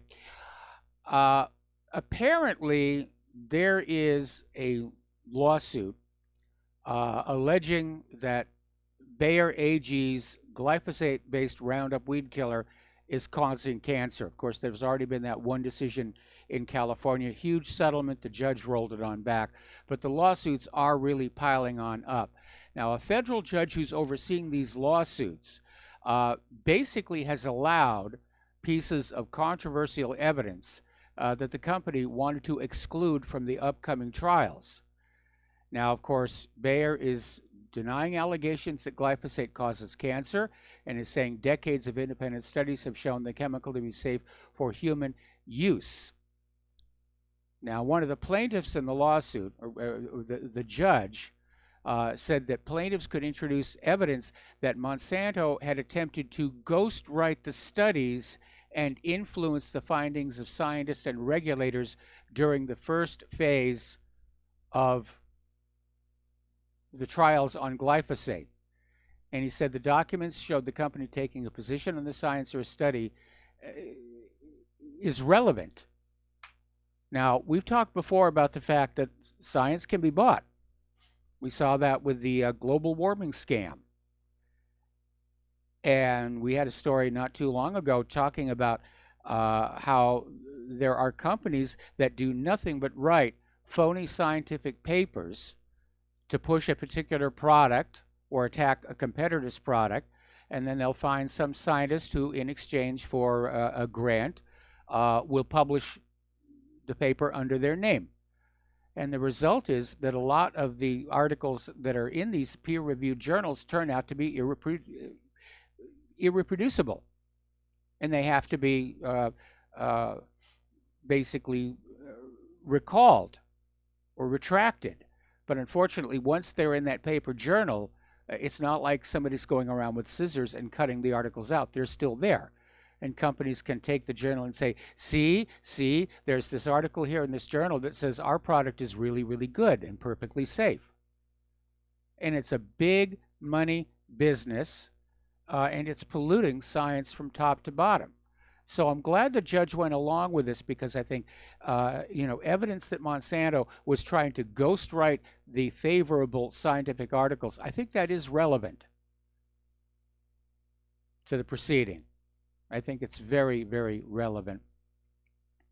All right, story out of Global Research up in Canada. They do a lot of really good work. Apparently, there's been a study by a Toronto-based consulting and research company that basically looked at the past 50 years of mainstream reporting on Israel and says there is no question it's been distorted to portray the Jewish state in positive terms while ignoring the plight of the Palestinians under Israeli occupation. Now, this study was based on a computer analysis of 50 years of data and found that major U.S. newspapers have provided consistently skewed pro-Israel reporting on Israel-Palestine. The slanting in news coverage included subtle manipulations, like using word associations favorable to Israel and derogatory to Palestinians, as well as persistent publication of stories praising Israel while also avoiding reporting anything supportive of the dispossessed Arab points of view. Gee, imagine my shock. The corporate media has been lying to us yet again. And of course, it's what they do. Alrighty. Getting on in here. Down in Georgia, there is a gentleman who is being praised as a hero after he shot dead a robber who was holding his handgun to the face of a cashier at a dollar store. Apparently, this took place yesterday morning in DeKalb County, about 20 miles from Atlanta. And at least 3 customers were in the store when the crook pulled his gun on 2 employees and demanded they empty the cash register. So, good for this Georgia man who did that. That's how you take care of business here. Meanwhile, up in Washington State, as you know, they have passed some seriously draconian gun laws. And it's meeting a lot of resistance. Washington State. When we lived there, when Claire and I lived there, the gun laws were very relaxed. You know, it was very loose. Now they've got some of the strictest gun laws in the country.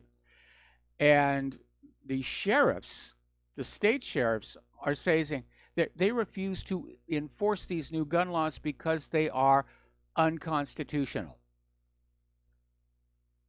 Now, the sheriffs are the last line of defense between authoritarianism and freedom, and they're in a unique position. As elected officials, basically nobody has authority over them. Not the judges, not the feds, no one except the people who may or may not choose to re-elect them. So, what are these new gun laws in Washington? Well, apparently last November, Washington voters passed a ballot initiative, I-1639. And it says to purchase a semi-automatic rifle, buyers must be over 21, undergo an enhanced background check, must have completed a safety course. I don't have a problem with that one, by the way. I think everybody should go through a gun safety course if they're going to have a gun. And there's a waiting period, 9 days to take possession of their weapon. And apparently a gun owner who doesn't store his or her weapon properly can be prosecuted. So I'm not exactly sure what they mean by properly, whether it's you have to have a gun cabinet or a gun safe or something like that. Anyway, we're going to do a shout out now to our on-air affiliates who are just now rejoining the network. Over in New York State, they've passed yet another anti-gun bill. It's called the SAFE Act 2.0. It is highly restrictive. And apparently it is so restrictive, it is forbidding people from defending themselves from criminal elements. And so basically outside of an armed resource officer or police officer, there's no way to meet a threat from an armed gunman with equal force. Now, apparently this is impacting a lot of the schools who are thinking about having some kind of an armed respondent there in this age of school shootings. But while these schools remain unarmed, they remain the best targets for those looking to do harms or stage a false flag for the gun grabbers.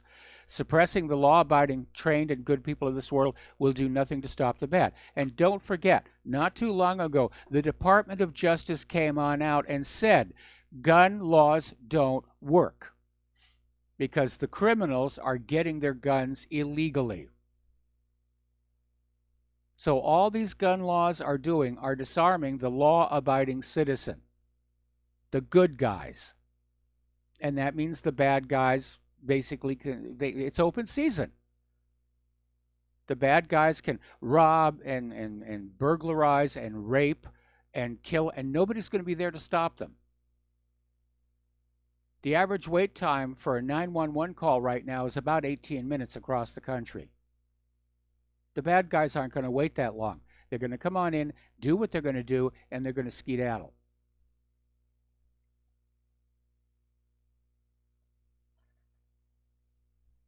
So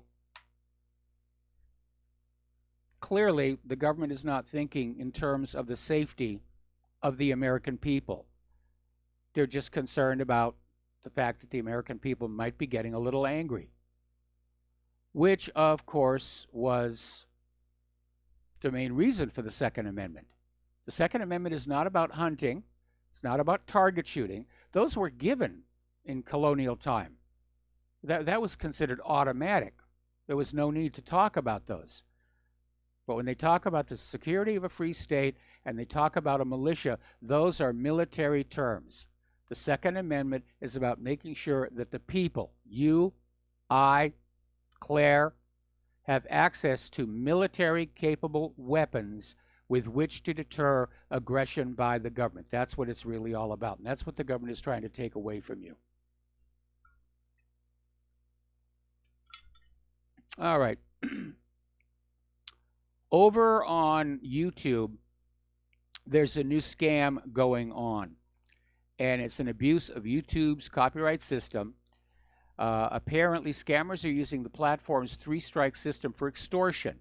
They'll file 2 false claims against a YouTuber and then contact him demanding cash to avoid the third, which would terminate his channel. So you want to be on the lookout for that.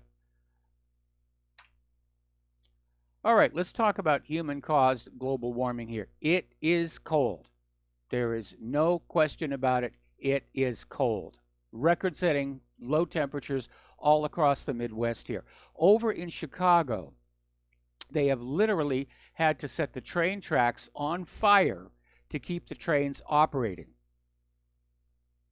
The temperatures are way below zero. The tracks are contracting. And in order to keep the trains running, they've literally, they're setting fire to the tracks to keep them warm enough for the trains to operate.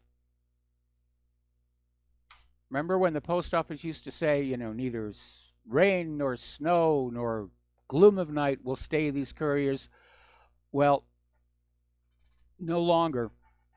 Apparently, it is so cold over there in Chicago, the U.S. Postal Service has suspended mail delivery to a large part of the area. More than 1,500 flights have been canceled from Chicago's airports. And residents are huddling inside. And they're out there saying, it's that polar vortex. It's that polar vortex. Oh, gosh darn, that polar vortex. It proves the world is warming. Yeah, the corporate media is out there still pushing that. This is proof the world is warming. Oh, absolutely. It's proof the world is warming here. Apparently, Chicago hit minus 75 degrees on the wind chill. It's really, really bad. And local governments are issuing warnings to people. You know, take this very seriously. Stay indoors. Stay warm. Don't think you can walk outside briefly, you know, without adequate protection. You can get frostbite in just mere minutes from how cold this all is out there. So, Winter Storm Jayden is underway. It's marching across the Midwest. It's heading toward the south and east. The storm is already responsible for 3 deaths and well over 1,000 flights canceled. Government offices, schools, and businesses have announced closures in preparation for the storm. So it is very, very nasty out there.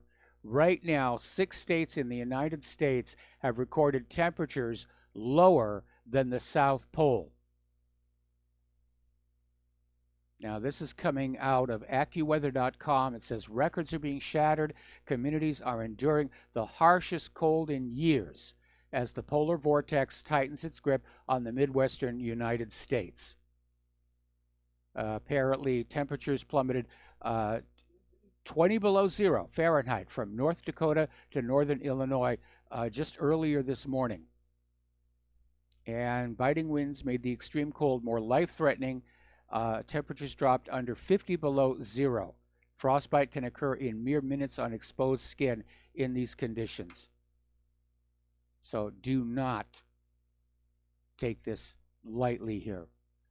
Apparently, one of the deaths was a man found frozen to death in a garage in Milwaukee.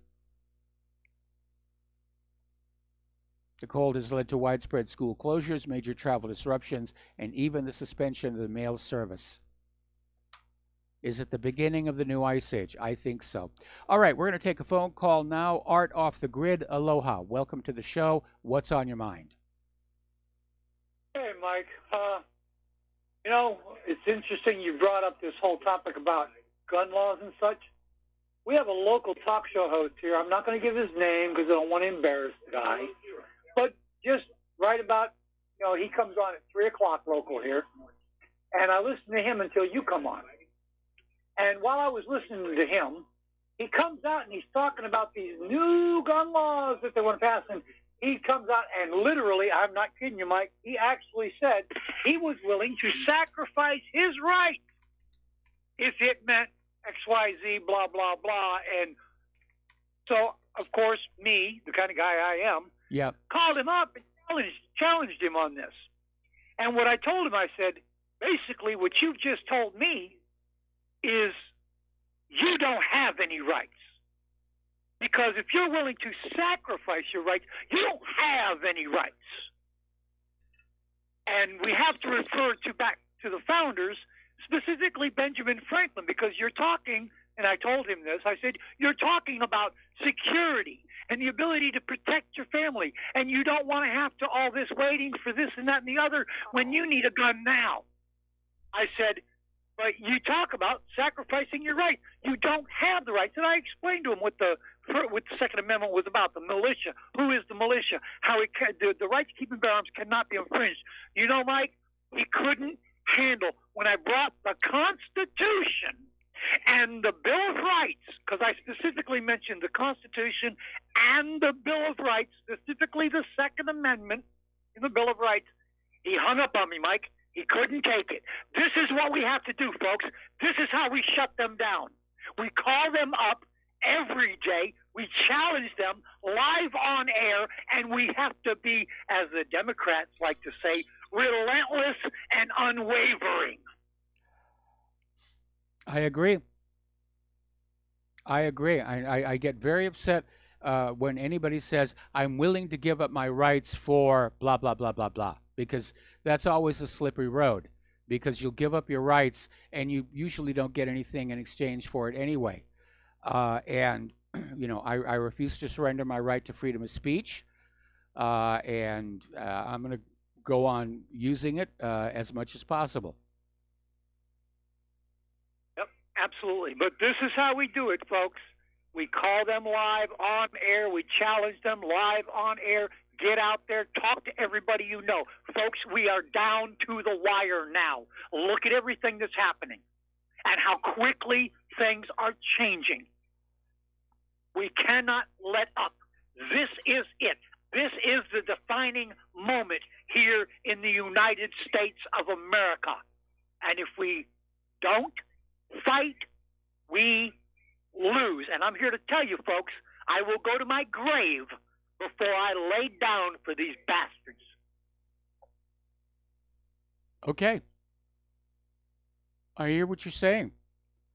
And I know a lot of people are getting angry right now. And it's very frustrating. You know, as somebody who's my age here and remembering what this country used to be, it's been terrible to see how it's being destroyed, how it's being turned into something very ugly. By this liberal globalist agenda. And again, though, I see that the likelihood of a Soviet Union-style collapse is probably taking down the federal government. That's the most likely thing that's going to happen, I think. I hope. It would be certainly best for the nation. It would be best for the world. Yep, absolutely. And for those of you who want to sacrifice your rights, yeah, you do get something out of it. Thank you, Massa. Can I have another one? That's what you get out of it. Thanks, Mike. And folks, don't give up. Don't give in. Fight back. I'd rather die on my feet going to live on my knees. Have a great one. We'll talk to you again later. All right, thanks an awful lot. We're going to switch over to Jerry in Chicago. And Jerry, I'm probably going to have to take you through the next commercial break. What's on your mind?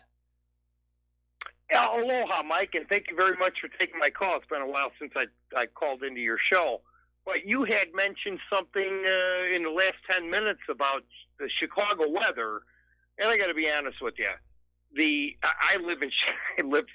had to work in Chicago today.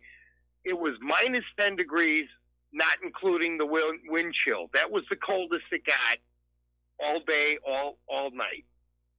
Yeah, but it's that wind chill that really takes it down here. Anyway, Jerry, got to put you on hold. Got to take a break for commercials. We'll be right back after these few words.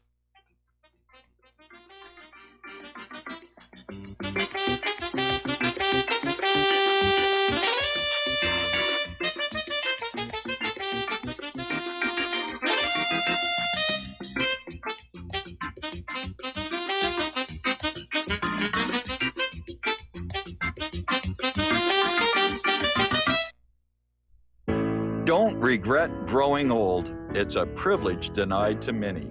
Heart disease is taking our youth from us. Young people in their 30s, 40s, 50s, and beyond are dying needlessly. One of the hardest messages I've ever had to deliver is to convince people that something natural like Extendivite should be taken as a preventative measure. I'm sure you heard an ounce of prevention is worth a pound of cure. Extendivite is that ounce. Take Extendivite for 1 year and see what your doctor has to say and how much better you feel. Herbs take time to address the problem. It took years of life to have a problem. Give Extendivite 1 year to fix the problem. Don't wait until it's too late. Call 1-877-928-8822 or visit heartdrop.com or visit us on Amazon. Extend your life with Extendovite. Folks, we're living in a world the likes of which we've never perceived any clearer than we do now. The plan for global governance has been in the works for generations and would have likely been achieved by now, but for the fact that the globalists left open their Achilles heel. With all their tools, Federal Reserve System, fiat currency, no child left behind, and then Common Core education introduced to our schools to dumb us down, vaccines, pharmaceuticals to lobotomize us, GMO foods, insertion of compromised or bought and paid for politicians, judges, mainstream media propaganda, all pieced together like a puzzle designed to ultimately bring the world under submission. But with all their strategy, they forgot one thing: knowledge. And knowledge is power. With knowledge, their bombardment is nullified. Folks, with that, as brilliant and knowledgeable as you've become, among the wisest audience of any radio audience in the world, and you are, I want you to take a moment to reflect and ask yourself, how much of that knowledge did I obtain from Republic Broadcasting Network? How high has my consciousness been raised since I've been a listener? How fast am I now able to discriminate truth from fake news by being a Republic Broadcasting listener? How clear am I now able to see the world since I've been listening to RBN? Ask yourselves those questions, folks. Then ask yourself, what is that knowledge worth to me? Like my morning coffee, how would I survive without it? A voice of truth in a sea of lies. Do we not all need to make sure it survives? Like public broadcasting, we are now finding we can only survive with listener support. Censorship, advertisers being attacked, truth itself being attacked. It's the only way through this. We at Republic Broadcasting humbly ask you to become a supporter. Look at your budget and make a determination of what Republic Broadcasting is worth to you and what you can afford on a monthly basis. Go to republicbroadcasting.org and pledge 20, 30, 40, 50, if possible, 100 a month or more if it's affordable. Click the donate button and become a regular monthly donor. Assure both us and yourself that Republic Broadcasting truth will continue to flow like that morning coffee. The network thanks you. Some are maxed out all their credit cards. Some are working 2 jobs and living in cars. Minimum wage won't pay for a roof, won't pay for a drink. If you gotta have proof, just try it yourself, Mr. CEO. See how far $5.15 an hour will go. Take a part-time job at one of your stores. I bet you can't make it here anymore. And aloha, America. Welcome back to our show here. We're talking with Jerry in Chicago. And Jerry, you're very lucky to be where you are, where it's only 10 degrees below zero. Other areas are certainly reporting much lower temperatures than that. And, of course, the wind chill is the big problem. You're 100% right. And I slipped outside one of the doors of the building I was working in. It was a Chicago public school, and they closed them for today and tomorrow because of the wind chill and the cold factor. And I smoke, so I slip outside the door for a cigarette with just a work shirt, a T-shirt, and a long sleeve T-shirt underneath that. So I didn't wear a jacket or anything else like that. And yeah, you're right. It was cold, but if you stepped out into the sun, it wasn't too bad. I mean, you could stand out there for 5-10 minutes before you realize that, hey, I better get in because it's too cold. But that's not the reason I called. I heard a recording from yesterday. I don't know if it was before the first of the year, but you were talking to a caller that was talking about Waco, Texas, and the Branch Davidians. Yes. I'm going to ask you, have you ever seen the video, the YouTube video of one of the ATF agents climbing up a ladder, and then when he got to the gutter and half of his body above it, he reached for his sidearm in a drop-down holster on his side leg, and he grabbed for his Glock, and I don't know if you know about Glocks, but they don't have a safety. The safety is the trigger, but Yes. he pulled the trigger and shot himself in the leg. Yeah, I did see that. Okay, I haven't looked at that for a few years. I was just wondering if I was the only idiot that ever seen it. But hey, that's all. This is the type of people that the government is hiring to shell out the law, supposedly, which isn't law. Okay, the Branch Davidians didn't do anything to bother anybody. Either did the guy up at Ruby Ridge. Yes, Randy Weaver. Yes, or the Hammonds, or the Bundys, or anybody else. You know what? And the same thing is when I'm driving my car down the road and I get pulled over because I have a tail light out, and they need to write me a violation, and then they happen to notice I have a crack in my windshield. Well, that's another violation. And these are fines. These aren't warnings for your safety or anything else like that. You pay us, and we are I don't know, we're the people, we're the bill collectors because we can't come out there and honestly say we have a spending habit, and our chief of police and our mayor has just told us through the chain of command that we need to write more tickets. Yeah, we go through that here in Hawaii. And my voice and everything else like that, yeah, I do. But I tell the cops the same gosh damn thing. You know, and I tell the cops the same thing all the time. I says, listen, not all cops are bad, but all good cops know of at least one bad cop, but they can't turn them in because you guys have a fraternal order of police union. Yes. Okay, does that make sense? Yeah, I have a friend who's a police officer, and I've heard them complain about other officers who are not good, but there's this incredible political pressure to not knock the woodpile over, as it were. Okay. Well, hey, man, that's all I wanted to say, and God bless you, and Happy New Year, and I hope Clara is doing much better. Well, I mean, she's doing a lot better today. That was good news that we got yesterday, and we're very delighted and happy about it, and we celebrated last night. Hopefully she's just going to focus on resting and not doing housework, and let her back start to heal. She's still dealing with the pain. She's trying not to overdo the pain medication, but this is unfortunately something that we're going to have to live with for the rest of her life. Well, Yahweh bless, and I've been praying for both you and Claire, and let's get through this, man, and let's shake hands and have a good old party and throw back a few beers or something like that. How's that sound? Sounds really, really good. Thanks an awful lot there, and we're going to let you go. We've got two more callers waiting on the line, but I'm going to wait until after the commercial break to bring them on here.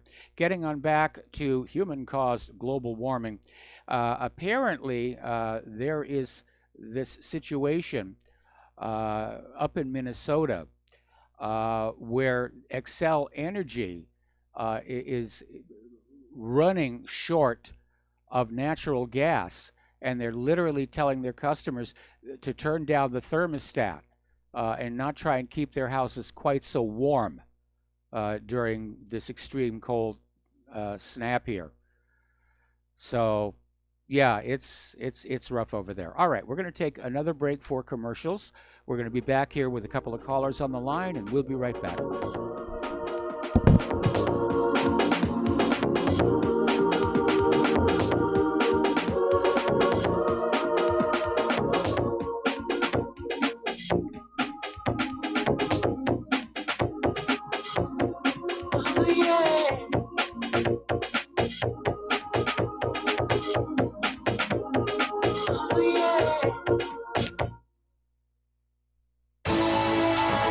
You are tuned in to the Republic Broadcasting Network.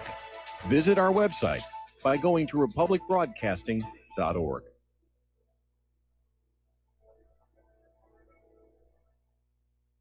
Hi, folks. CBD is the home run hitter for health right now. Why, you ask? Because of what it does for the body. Unfortunately, I can't tell you all about the benefit. You know, there's reasons. Do your due diligence and log on to ancientlifeoil.com. That's ancientlifeoil.com. Ancient Life Oil uses organic ingredients and is blended in coconut oil for some of the best benefits. Legal in 50 states and non-psychoactive. Log on to ancientlifeoil.com. That's ancientlifeoil.com. Do you worry a lot? Whether you're a college student, busy professional, parent, or grandparent, ongoing stress and elevated levels of the stress hormone cortisol can rob your memory, your health, and your future. Now you can combat the effects of stress and anxiety while improving your memory and recall at the same time with the dietary supplement Calm and Clever. Studies show that the ingredients in Calm and Clever reduce cortisol by as much as 30% in 1 to 2 weeks. Call 1-800-758-8746 or calmandclever.com. The First Amendment in the Bill of Rights limits the government's power by ensuring the freedom of speech and preserving the rights of the people. Every day that passes, our rights gradually slip away. It's time to take a stand and let the government know we're tired of losing our rights. LibertyStickers.com will allow you to express your rights and allow millions of people to see you stand up for what you believe in.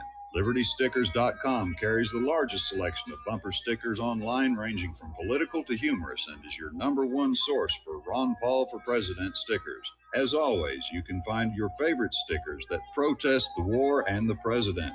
Don't see what you're looking for? Liberty Stickers will custom make stickers that will let you get your message across for all Americans to see. Go to LibertyStickers.com and see pre-made stickers that will get everyone talking. That's LibertyStickers.com or call 877-873-9626. Liberty Stickers, the world's most dangerous stickers. How healthy are your arteries? Deteriorating circulation has a number of early warning signs. High cholesterol, high blood pressure, fingers and or toes often go cold, arms and or legs often go to sleep, sharp diagonal crease in the earlobe, short walks cause cramping or pains in legs, memory is not as good as it used to be, ankles swell late in the day, chest pain after physical exercise or emotional stress.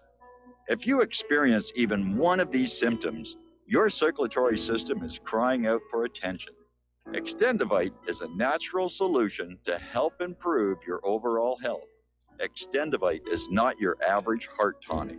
To order, call 1-877-928-8822 or visit heartdrop.com or find us on Amazon. Extend your life with Extendivite. We will not go down in the night without a fight. You can burn up our mosques and our homes and our schools, but our spirit will never die. We will not go down in Gaza tonight. And aloha, America. Welcome back to our show. We're going to go back to the phones to G in Maryland. Aloha, G. Welcome to the show. What's on your mind? Hey, Mike, I had 2 questions. About a year ago, I moved from West Virginia to Maryland, and one of the requirements to get my driver's license was a birth certificate. So, I went ahead and got my driver's license, but one thing that did caught my attention was they got this thing called the Real ID. Yeah. And I did a little research on it, and they want certain states to comply by 2020, and some other states they're giving them a little more time. Well, I asked the lady there about it. She said it's to see if you're a citizenship or not, but I didn't understand because if they're already asking for your citizenship, your birth certificate for your driver's license, what is this whole Real ID at? What is that about? I want to know that. And my second question was, you talk about a Soviet-style collapse. If that were to play out like that, the collapse were to play out like that, wouldn't there be some sort of power vacuum? Wouldn't there be certain factions, like corporate factions, trying to hold? Well, definitely. Certain parts of the country. Definitely, there would be. All right, I'll let you go on your show. We'd have to, basically, we have to take our model from the Russian republics and pull something together. Getting on back to the Real ID, it's something I'm surprised they're still out there pushing it, because it does basically have your citizenship on it, and the original idea was to prevent illegals from obtaining employment in this country, and. Of course, right now, I'm sure the Democrats are trying to find some way where it's not going to be implemented, or it's not going to be effective. But that was the original idea behind Real ID, was that you had to have all of this information to confirm that you were born here or you were a legal citizen of this country, and you would have this Real ID card, and it has a lot of information about you on it. But again, it's flying right in the face of the open borders and unlimited immigration people. So I think come 2020, there's probably going to be a bit of an argument about it. So there's no agenda that the government's trying to do with that. It's just that's what pretty much it's about now. That's pretty much what it's all about. Is it is an ID that includes your citizenship. Okay. All right. Thanks a lot, Mike. Have a great show. All right. Thanks an awful lot. We're going to switch over to James in South Carolina. Aloha, James. Welcome to the show. What's on your mind? I've been listening to you and some other people talk about, how disappointed everyone is in Trump. Well, I'm kind of disappointed too. However, I don't see that there's an alternative in coming up. If you vote for any Democrat, it will be a terrible thing. I don't know but one Republican that I know of right now, and that's Rand Paul. Now, why would, just on principle, why would you vote against Trump just on principle and have him defeated and have a Democrat put in? When I voted for Trump this past time for the first time since 1976. From there on, I voted for the Libertarian.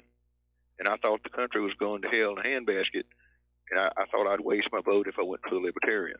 And apparently the Libertarians were bought off anyway, but so I voted for Trump. I voted because I thought the country was in trouble, and I could not see Hillary Clinton putting in the next 4 Supreme Court justices.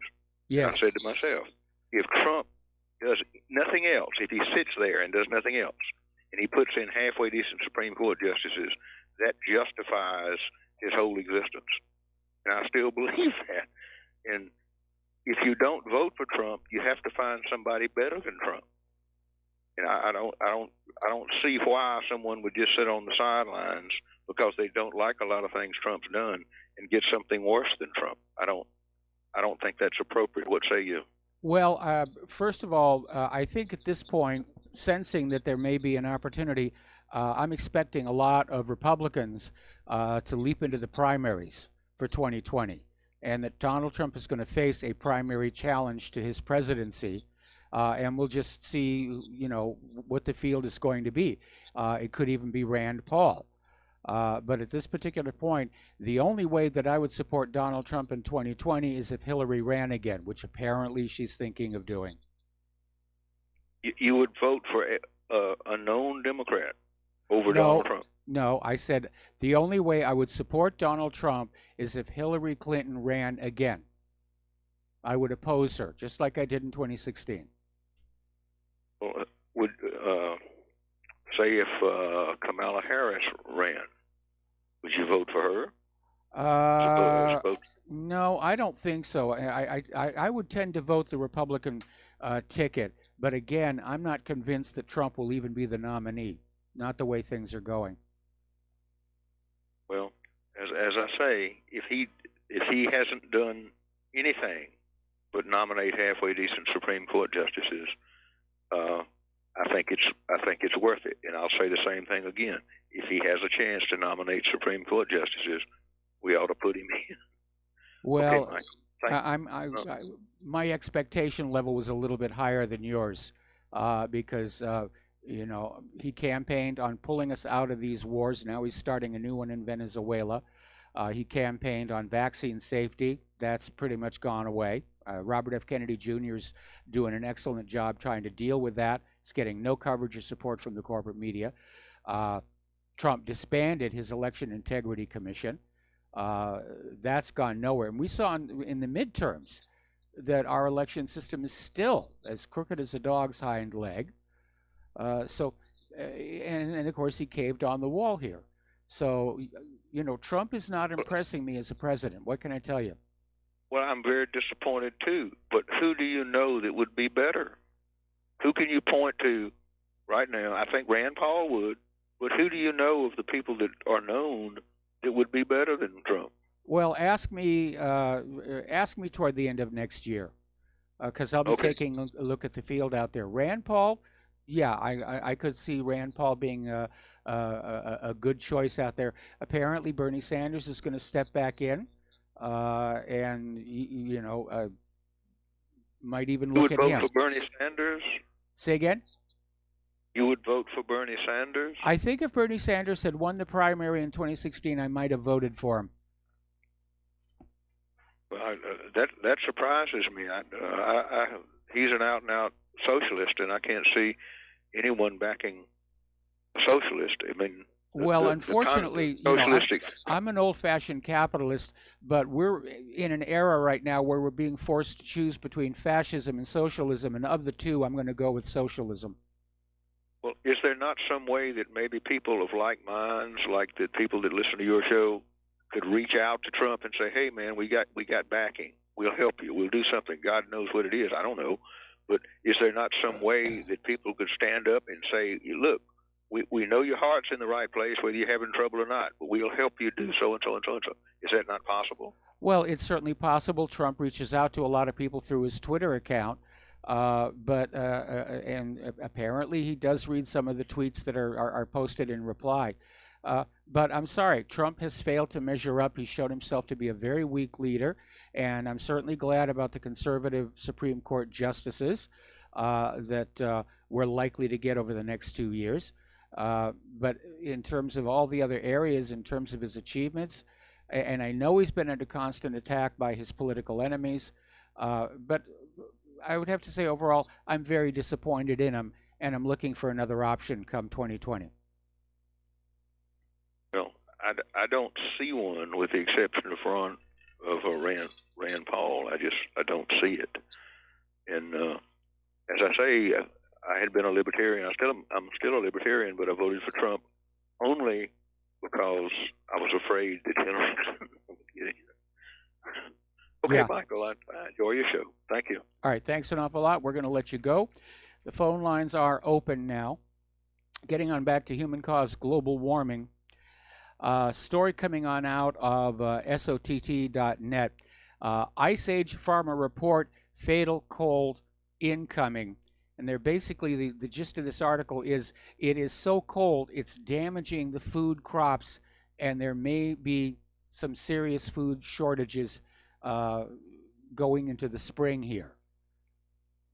And I notice this article is actually using the phrase the grand solar minimum, which is exactly what we're dealing with here, the grand solar minimum. Okay, we're going to take another phone call. James in Ohio, aloha. Welcome to the show. What's on your mind? Hi. As far as your conversation with the previous caller about Trump, one problem with a cult of personality, which this, the Trump thing definitely is when it comes to replacing them, it's rather difficult. People are all invested in it. It's kind of like having new video platforms. Everybody's acclimated to YouTube very severely, might say addicted. And the other thing is, yeah, he's the lesser of two evils, but we also have to keep in mind that this lesser of two evils thing is exactly how we got right where we are now. I think I remember Glenn Beck. He was either talking about Romney or McCain. He said, I know how you feel. He said, you've got one sandwich that's all crap, and you've got one sandwich that's half crap, and you have to choose between one or the other. We need to start being opportunists, and I think I'm saying this as a member of the alt-right. I think we need to hammer out a platform with the saner part of the left. They have some. If you watch Jimmy Dore, for instance, he hits the Democrats just as hard on things like being warmongers as much as he hits the Republicans.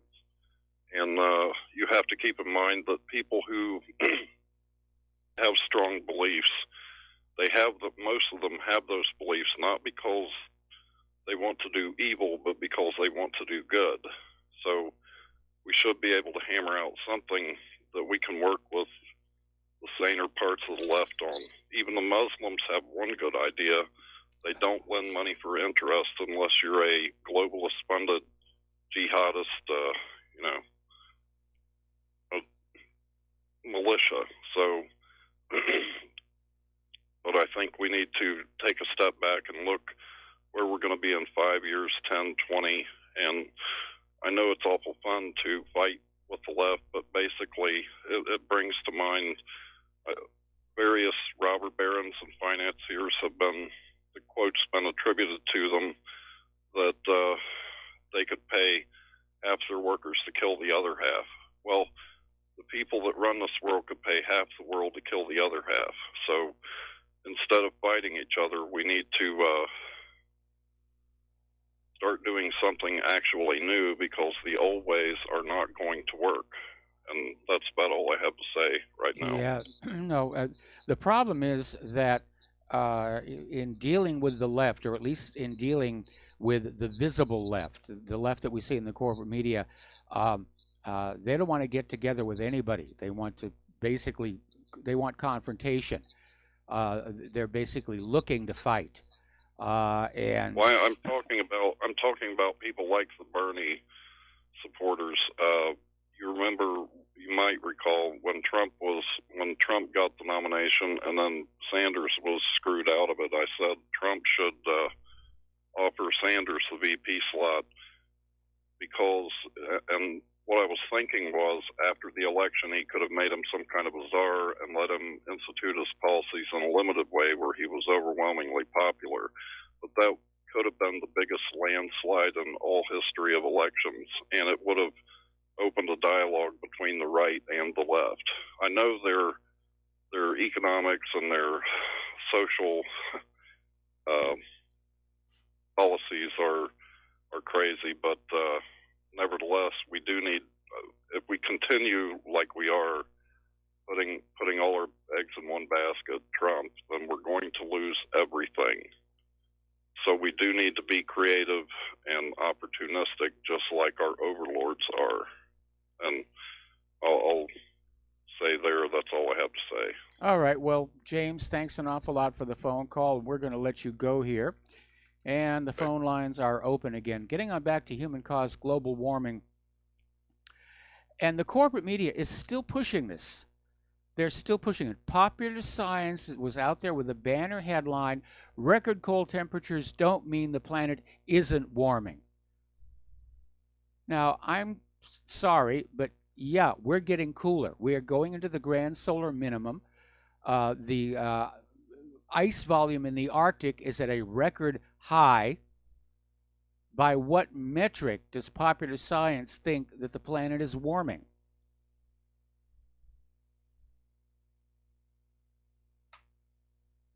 See, the problem is, back in the 1990s, when the Earth actually was getting warmer, everybody hopped on board. Al Gore got his people out there. We're going to make lots of money on carbon credits. And they invested a lot of money in scientists to prove human-caused global warming. And the corporate media got enlisted to push the propaganda. And now a lot of them are stuck. I mean, the corporate media is very concerned about its current reputation. People don't trust the corporate media, and they were up to their neck in this human-caused global warming. And so I imagine that's probably the reason why they're out there saying, oh no, the world is still warming. Really, we wouldn't lie to you. They don't want to admit that it was all just a huge, huge fraud, which is exactly what it was. It was a giant fraud. First of all, climate always changes, always has, always will. The human contribution to climate is microscopic. Climate is dominated by that giant ball of fusing hydrogen gas up in the sky, and right now it's in a quiet phase. So this is going to be a rough winter. In fact, they're saying that this current chill, this current vortex could last another 8 weeks. So it's a serious situation. All right, we're coming up here on our last commercial break. Going to take a break for some commercials here. We'll be back with the last segment of our program after these few words.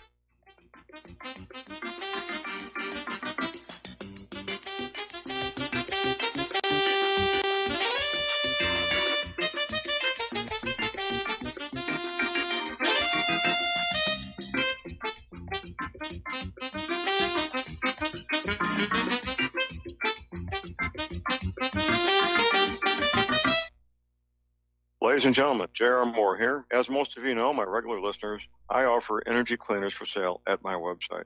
If you don't have a clue what I'm talking about, go to my website, thelibertyman.com, educate yourself about these marvelous healing devices. We focus on pain mitigation and getting a great night's sleep. Arthritis pain, joint pain, back pain, doesn't matter. Keep in mind, I offer from me to you personally a 30-day money-back guarantee. That's what I do. Energy cleaners, $285, shipping included to American zip codes. You can educate yourself all about the energy cleaner right there at my website, the patent application, the wonderful testimonials. Be sure and check out the factory-made fitted mattress pads to go with the energy cleaner. Now, I offer from me to you personally a 30-day money-back guarantee. That's what I do. I have a toll-free order line, or you can order it right at my website at thelibertyman.com. The toll-free order line is 800-592-9543. I say again, 800-592-9543. Thank you. Without the right accessories, any guy can be off the mark. Whether you've invested thousands in your arsenal or you own a single trusted firearm, a visit to AROutfitting.com is in order. It's one of the finest online selections of tactical optics and AR parts and add-ons, like EOTech, quick target acquisition with no peripheral loss. Browse the full range of Nikon scopes and binoculars. AROutfitting.com can illuminate your world with Streamlight gun-mounted lights from keychain to large handhelds up to 1,100 lumens. Find some stability with Battenfield tactical bipods. AROutfitting.com has CMMG gun parts, barrels, assemblies, handguards, part kits, and more. Plus mag-full clips and magazines. I know I've got you excited, so take a breath. Head to AROutfitting.com. The site's super easy to navigate and features a ton of technical info, including links to manuals. We also welcome vendor and manufacturer inquiries. Remember, if you don't see it, we can get it at AROutfitting.com. Tired of being lied to by mass media? It's growing more and more apparent today that news is received less and less through standard media outlets. Even with a growing audience every day, RBN is beginning to direct more efforts into social media. Social media and the use of the internet is fast becoming the primary source of people for news, regardless of demographic. RBN has set out to provide some of the best news on the internet through republicbroadcasting.org, and also has begun to use the tools to our advantage by way of social media. Republic Broadcasting is now operating a Facebook page to function as yet another avenue to have our collective voice reach new audiences across not only America, but across the globe as well. The Facebook page features not only news, but also an RBN player to listen to our broadcasts. Get involved by visiting facebook.com/Republic Broadcasting and liking our page and share it with your friends and family, because you can handle the truth. Some are maxed out all their credit cards. Some are working 2 jobs and living in cars. Minimum wage won't pay for a roof, won't pay for a drink. If you gotta have proof, just try it yourself, Mr. CEO. See how far $5.15 an hour will go. Take a part-time job at one of your stores. I bet you can't make it here anymore. And aloha, America. Welcome back to our show. Last segment of our program today on this Wednesday, hump day, middle of the weekday here. We're talking about human-caused global warming. And apparently over at WDIO, they're talking about how there's a near-record cold expected across the Northland Thursday morning.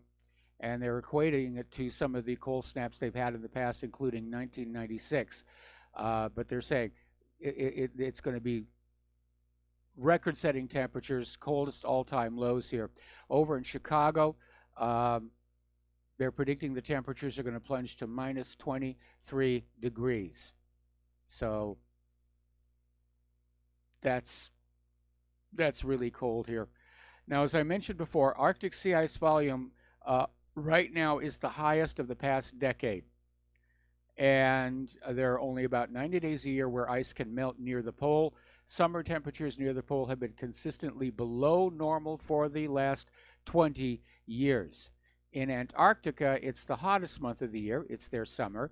Temperatures down there are below freezing across the entire continent, which means no ice can melt there either. And again, you look at all of this hard information, and then you look at the corporate media like Popular Science, which are out there, still trying to sell you the Kool-Aid. The world is warming, and it's your fault, and you've got to pay carbon taxes, and you've got to let a global environmental authority tell you how to live your life. You know, Alexandria Ocasio-Cortez was out there saying, we only have 12 years left. Good reason to party. Got 12 years to go. Let's throw a party. And, you know, quoting the Bible to justify her claims. And it's all about getting money from you. It's all about an excuse to control your life. It's all about pushing the globalist agenda. We've got to take care of the globe. We've got to, you know, make sure the environment is safe. Well, you know, right now, I think the environment is being seriously messed up by all this war all over the planet. I mean, if you really look at it, there's a huge amount of damage being done to planet Earth, especially with these depleted uranium weapons. And nobody talks about that. You know, they're talking about, you know, our plastic bags, and, ooh, those are bad. You shouldn't have those in the water, which you shouldn't, let's be honest. But they don't talk about the environmental damage that is coming from the military machine. And that is some serious environmental damage. It's all about guilting you out of money for carbon taxes or to pay for the bags in the supermarkets. I don't know if you have that where you are right now, but here in Hawaii, we have to pay for the bags at the shopping centers, at the supermarkets, 15 cents each. Or bring our own. It's supposed to encourage us to bring our own. I always forget. But it's all about the money, and it's all about control. And it is one of the biggest frauds perpetrated on the human race. Anybody who says there's no such thing as a wide-ranging conspiracy to defraud the people, there's one right there. It's called human-caused global warming. Okay, there's the music. Time for me to get on out of here. I got to do Jim Goddard up there in Vancouver. Stay tuned for John Stedmiller. I'm sure he's got lots of interesting things to share with you. And please donate to RBN.